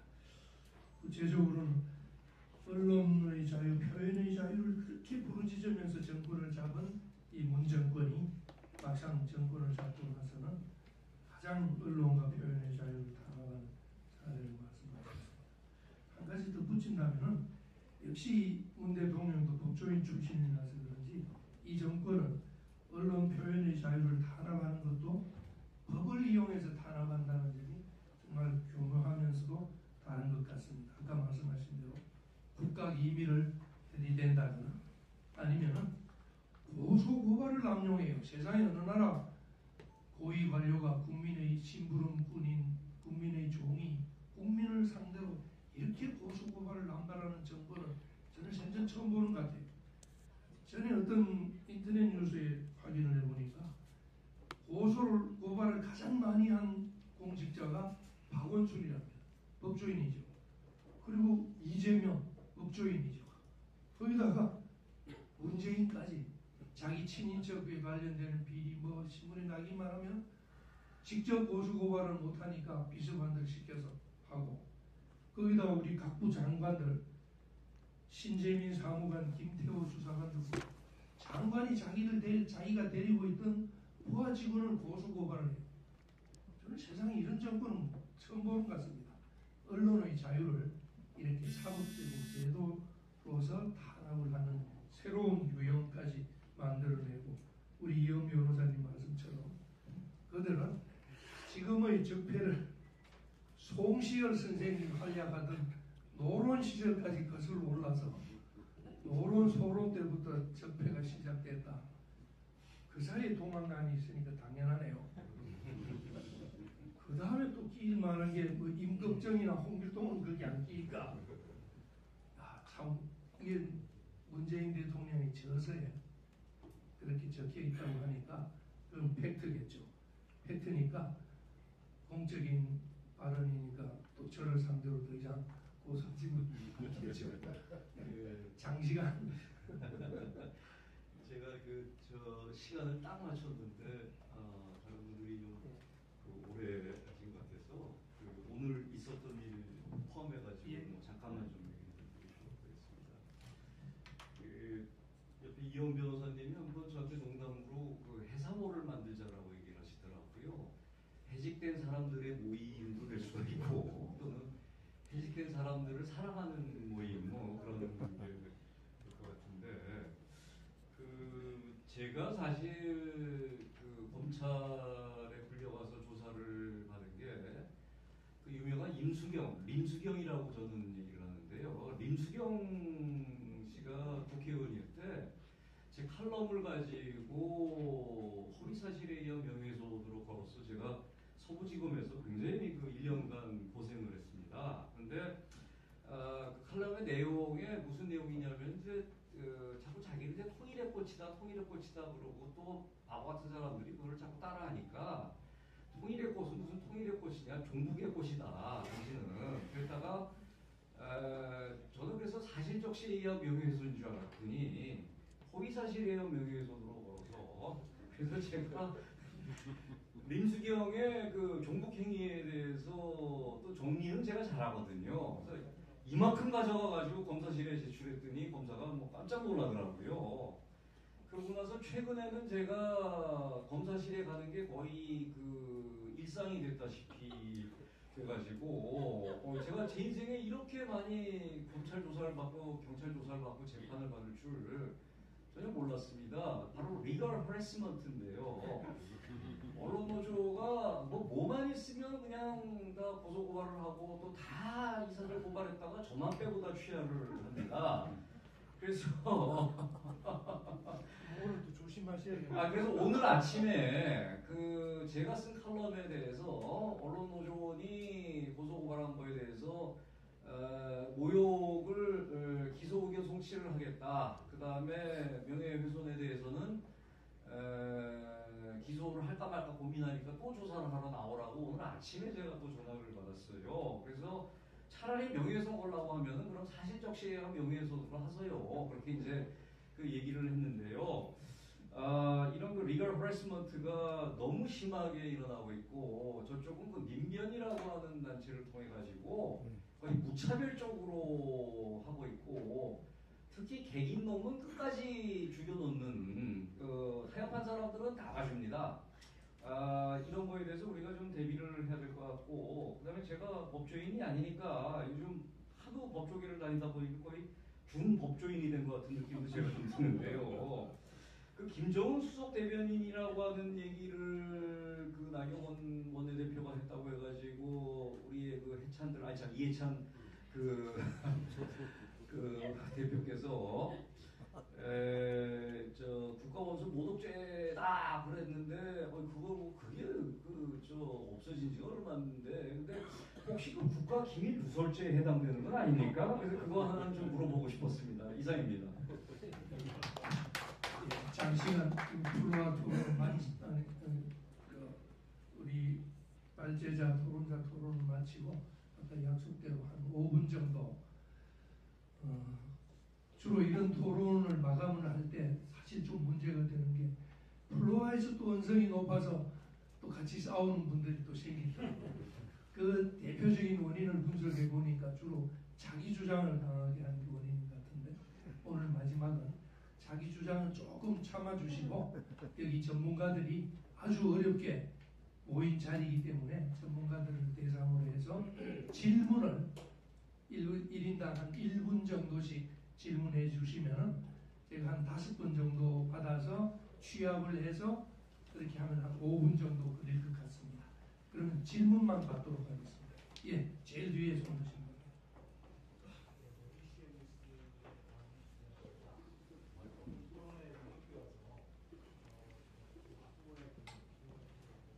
조금 크게 이야기해 주시면. 지금 방송통신위원회가 지금 발표한 거는 자율규제라고 하는 그런 처리시 아닙니까? 그리고 자율규제라고 하는 이 형식에 대해서 조금 우리 전문가분들께서 뭐가 문제인지 조금 더 상세하게 설명해 예, 알겠습니다. 조금 더 한번 염두에 두세요. 자율규제에 관한 것. 예, 또 우리 이 선생님. 예. 오늘 좋은 말씀들 많이 듣고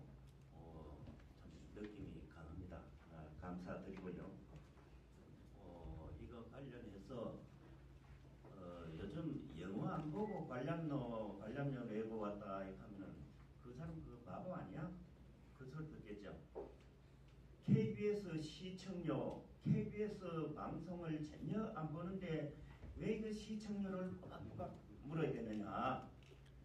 그러니까 이거를 분리 징수를 빨리 하도록 좀 해야 되지 않느냐 하는 이야기들을 많이 듣는데 거기에 대한 견해를 좀 듣고 싶고요.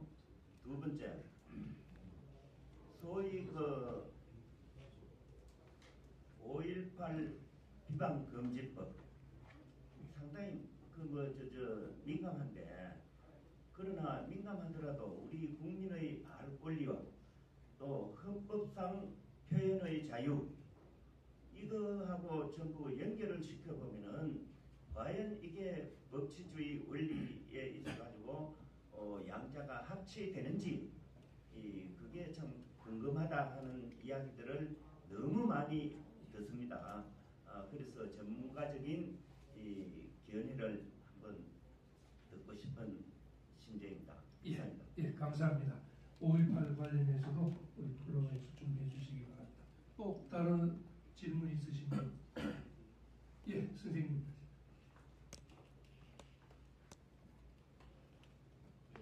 상대했던 중요한 이슈, 자유민주주의에서 특히 반드시 아주 접근해봐야 할 그런 상황에서 주최측 감사드립니다. 간단히 말씀드립니다. 조 교수님은 결론하는데 다시 유튜브 표현의 자유를 침해할까 결론 나중에 구체적으로 잘 모르겠습니다. 구체적으로 저는 물론 단순히 무조건 반대하는 측면은 안 된다 보는데, 이것은 어떤 유튜브도 사실 최근에 해가지고 자꾸 자유 발전해가지고 발전하니까 그 과정에서 하면 나왔는데, 이것은 어떤 반드시 문제도 있습니다. 문제는 가짜 뉴스, 가짜 뉴스를 맞잖아요. 가짜 뉴스를 하는 데서 이거는 자유 침해하고 어떤 법을 규제하는 것은 어떤 현실을 맞다 봅니다. 그런데 현실적으로 지금은 당장은 사실 너무 언론에 표현 안 됐으면, 대통령이 안 됐으면 어떤 정신적인 가지고 계신 분야 이런 것까지 거의 하고 있는데, 사실 좀 표현하기 있어만 대통령한테 사실 어떤 지시나 정치에 국민의 저도 그런데 사실 믿을 수 없는 그런 어떤 입장입니다. 그 다 떠나서 무조건 어떤 유튜브에 대해서 표현의 자유에 대해서 규제한다. 이 시점 그것은 너무 조금 현재는 그 사람들에게 내리에서는 안 되겠지만도 이것은 중장기로 봐서는 반드시 어느 시점에 반드시 규제해야 된다. 왜냐하면 가짜 뉴스는 워낙 많기 때문에, 자기 많기 때문에 이것은 합리적 선에서 법치 측면에서 헌법 정신 측면에서 그런 측면에서 언급해 주는 고맙습니다. 감사합니다. 우리 조명기 교수님 맡으십니다. 또 한 분 정도 더.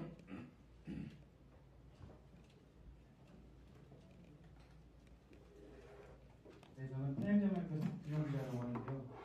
저는 이제 최근에 방통위가 민간 조절하는 것을 앞두어서 가짜뉴스를 조제하겠다고 협의체를 발족했는데, 협의체위원회는 이제 공공기관인 한국언론진흥재단의 선임연구원이 포함되어 있고, 한국언론진흥재단이 한국언론진흥재단 민병옥 이사장은 이제 문재인 캠프 출신으로 낙하산 논란이 있었고, 또한 이제 더욱이 한국언론진흥재단이 언론진흥기금을 다루고 있는 기관으로서 이제 언론사는 이제 협의체의 눈치를 볼 수밖에 없는 구조가 되는 것 같은데, 민간 조절하는 것을 앞세워서 가짜뉴스를 검열하는 것이 문제가 없는지 좀 답변 좀 부탁드리겠습니다. 예, 아까 첫 번째 질문 비슷한 것 같습니다. 우리 마지막으로 황 대표님.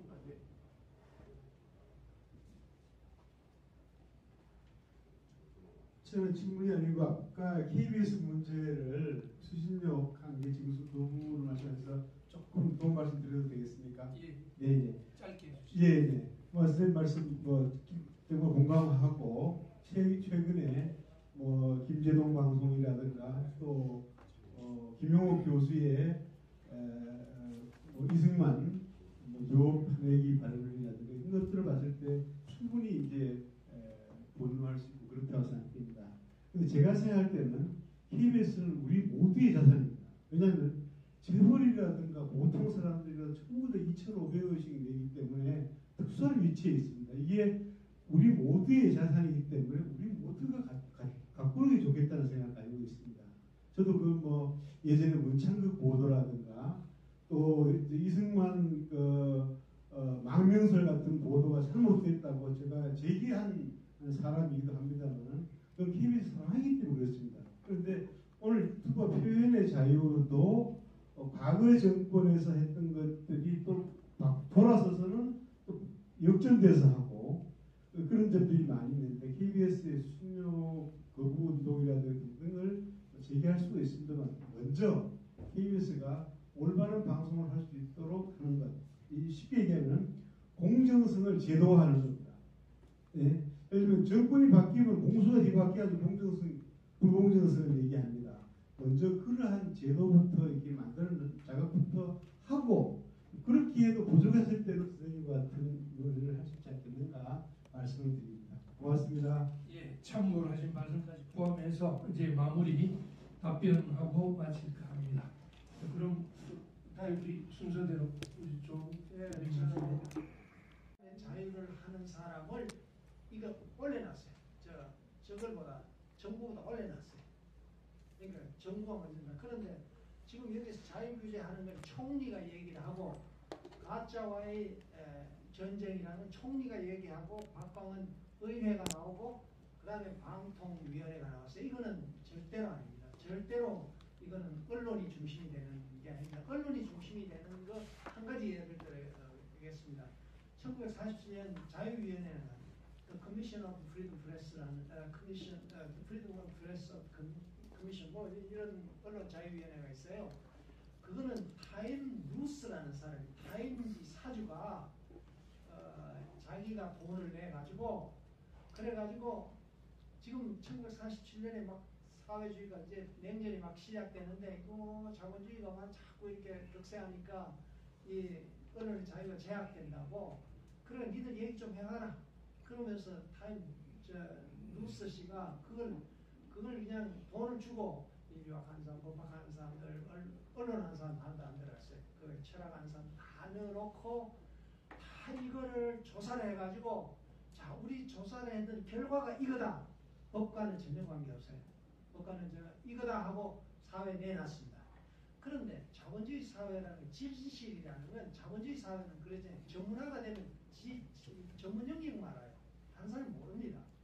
그렇기 때문에 그 공론장이 와서 디뷰레이션 데모크라시 그러니까 수기 민주주의를 통해서 언론을 통해서 서로 공격하고 뭐 이렇게 하면서 다양한 의견이 와서 어떤 사적 의견이 들어와서 공론이 되고 그게 정책으로 반영되는 이제 그게 결국 진실을 찾는 거거든요. 그 지금 여기에서 자유규제 이거는 전혀 진실하고 관계없는 그런 겁니다. 그러니까 이게 뭐 법을 만든다, 뭐 방통위가 나서가지고 뭐 한다 이 자체가 벌써 정부 위주로 한다. 그 메디슨은 언론 위주로 했지 정부는 그 밑에 둔 거죠. 예, 그럼 말로만 자율이고 실제로는 정부이기 때문에 안 된다. 뭐 그렇게 보시면 되겠죠. 그다음 우리 강 교수. 그 수신료에 대해서 제가 말씀을 좀 드리도록 하겠습니다. KBS가 1년에 받는 수신료가 6,400억입니다. 예, 작지 않은 액수고 그리고 뭐 다른 그 광고료 뭐 등등등 해가지고 제가 이사로 있을 때 2년 동안 아주 그 어려운 환경인데도 불구하고 경영 교육을 했더니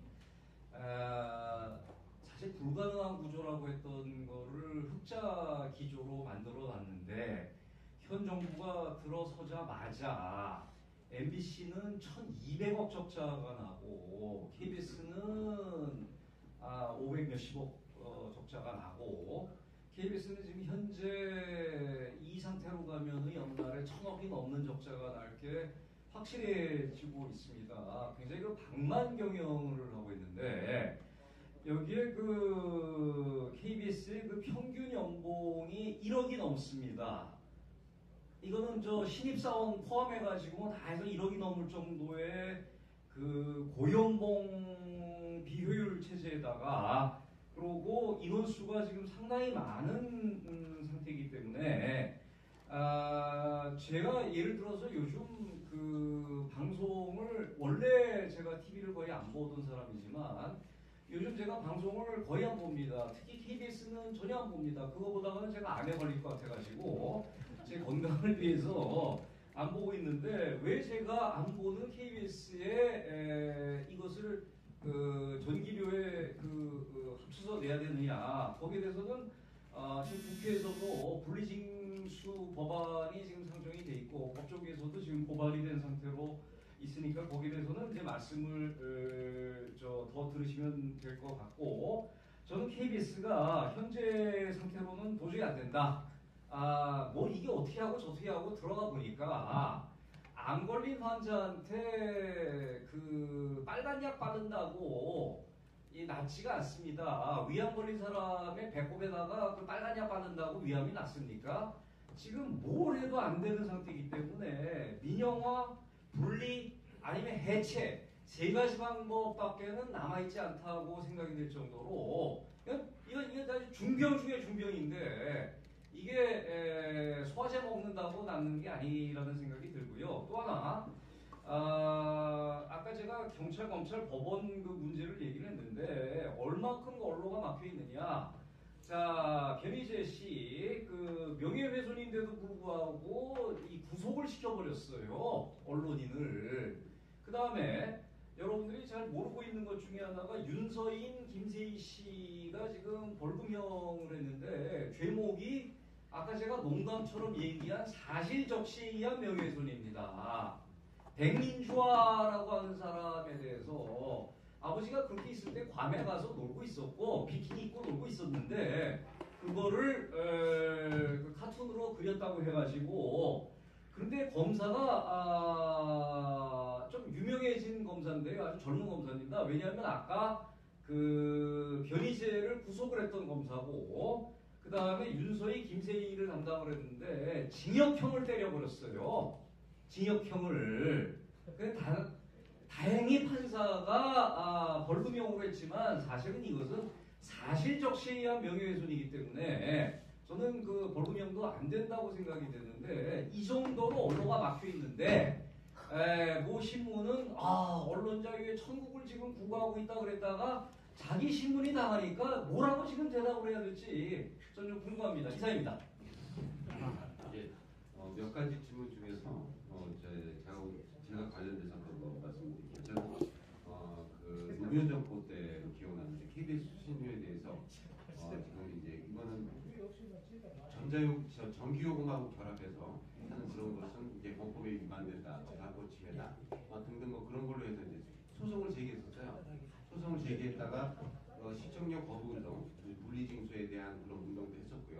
근데 결론적으로는 이제 그게 이제 미수에 못하게 됐지만 가만히 생각해 보면 정권 때마다 하여간 KBS 편파보도는 문제가 돼왔었던 건 맞는 것 같아요. 근데 지금은 정도가 아주 심해요. 아주 심해요. 어느 정도로 심했냐면 사실은 참여정부 시대에 이런 거 있어요. 기억나세요? 탄핵 보도에 대해서 그때 그 박사님 그 언론학 박사님들이 뭐라고 했어요? 아무리 느슨한 기준을 거기에 대도 이것처럼 편파 보도는 없다고 했어요. 근데 지금 보도하는 거 보면 정말 심해요. 우리 지금 변호사 단체 한변활동 아무리 열심히 해도 보도 안 해줘요. 방송에서. 그래서 말이죠. 변호사 연합 만들었어요. 그랬더니 조중동은 그래도 보도해주지만 여전히 지금 방송 보도 안 해주고 있어요. 아마도 우리가 사고를 치면 또는 약점이 보이면 그때 여지없이 보도할 겁니다. 한겨레 신문이 제가 예전에 있던 시변에 대해서 그렇게 했어요. 창립했다고 보도도 안 했던 사람들이 그때 뭔가 문제를 좀 일으켰다라고 해가지고 보도를 하더라고요. 그리고 사실은 KBS 관련해서 제가 드릴 수 있는 말씀은 이거예요. 사장에 대한 임명을 특별 결의로 하자라고 했던 게 있어요. 그거를 방송법에 아마 하자고 했던 거고요.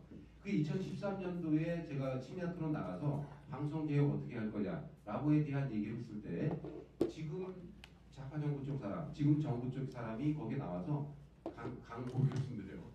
그분하고 똑같이 합의를 봤어요. 같은 의견이었어요.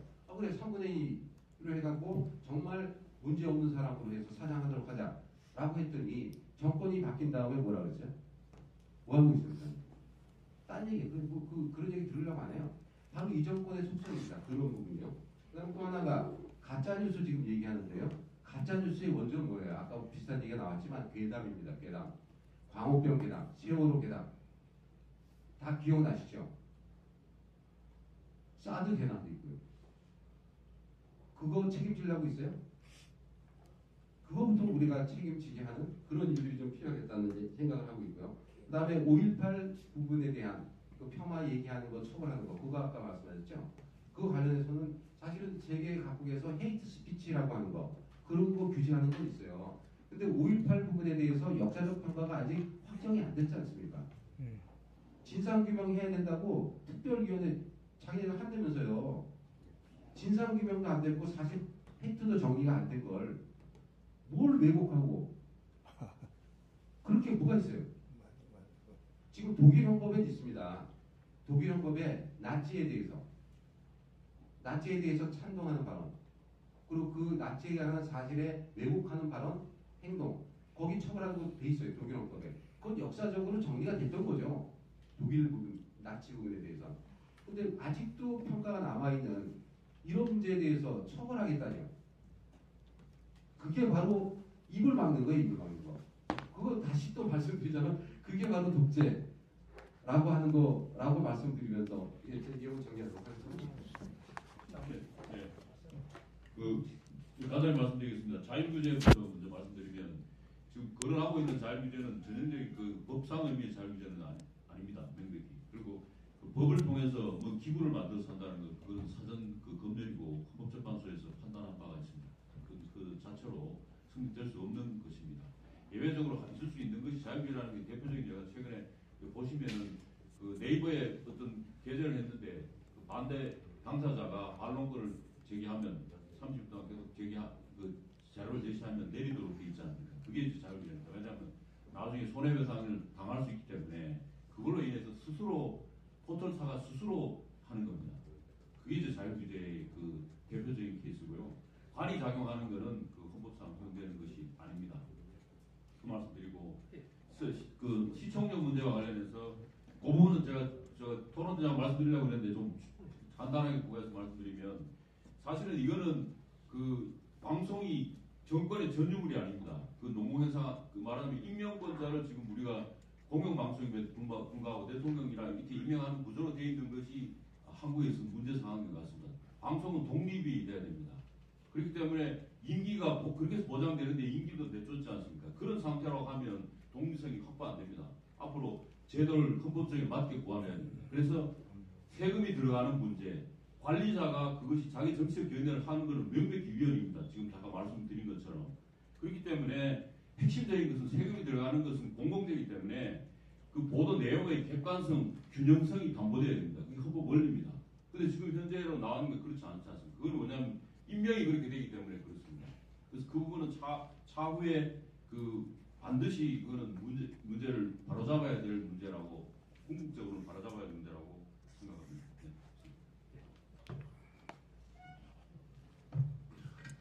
항상 제일 마지막에 하면 좋아요. 폼이 나니까. 김여정이가 왔으니까 김정은이가 올 것이냐 말 것이냐 굉장히 관심이 많은데 어떤 참 순진한 패널 한 분이 방송에서 무슨 얘기를 했냐니까 이번에 김정은하고 이설주가 올지 안 올지 참 관심이 많습니다. 그 다음 날 쫓겨났습니다. 왜? 트럼프 멜라니아라고 불러도 됩니다. 근데 앞서 말씀하신 방송사, 저건 TV조선이죠. 자율주의에 따라서 왜 김정은 위원장을 안 붙이고 이설준 여사를 안 붙여도 바로 다 쫓겼습니다. 자율주의 어떤 경우도 아까 말씀한 저는 절대 반대합니다. 대한민국 시장에서 다 알아서 정리할 겁니다. 시원한 답변인지 모르겠습니다. 조금 미진하시겠습니다만은 정확하게 또 시간을 지켜주셔서 우선 플로어에 계신 분들한테 감사드리고 어려운 시간을 내서 주제 발표와 토론에 참여해 주신 여러분 패널들에게도 감사드리면서 장시간 계속된 우리 방송 유튜브 표현의 자유에 대한 토론회를 마치겠습니다. 네, 고맙습니다.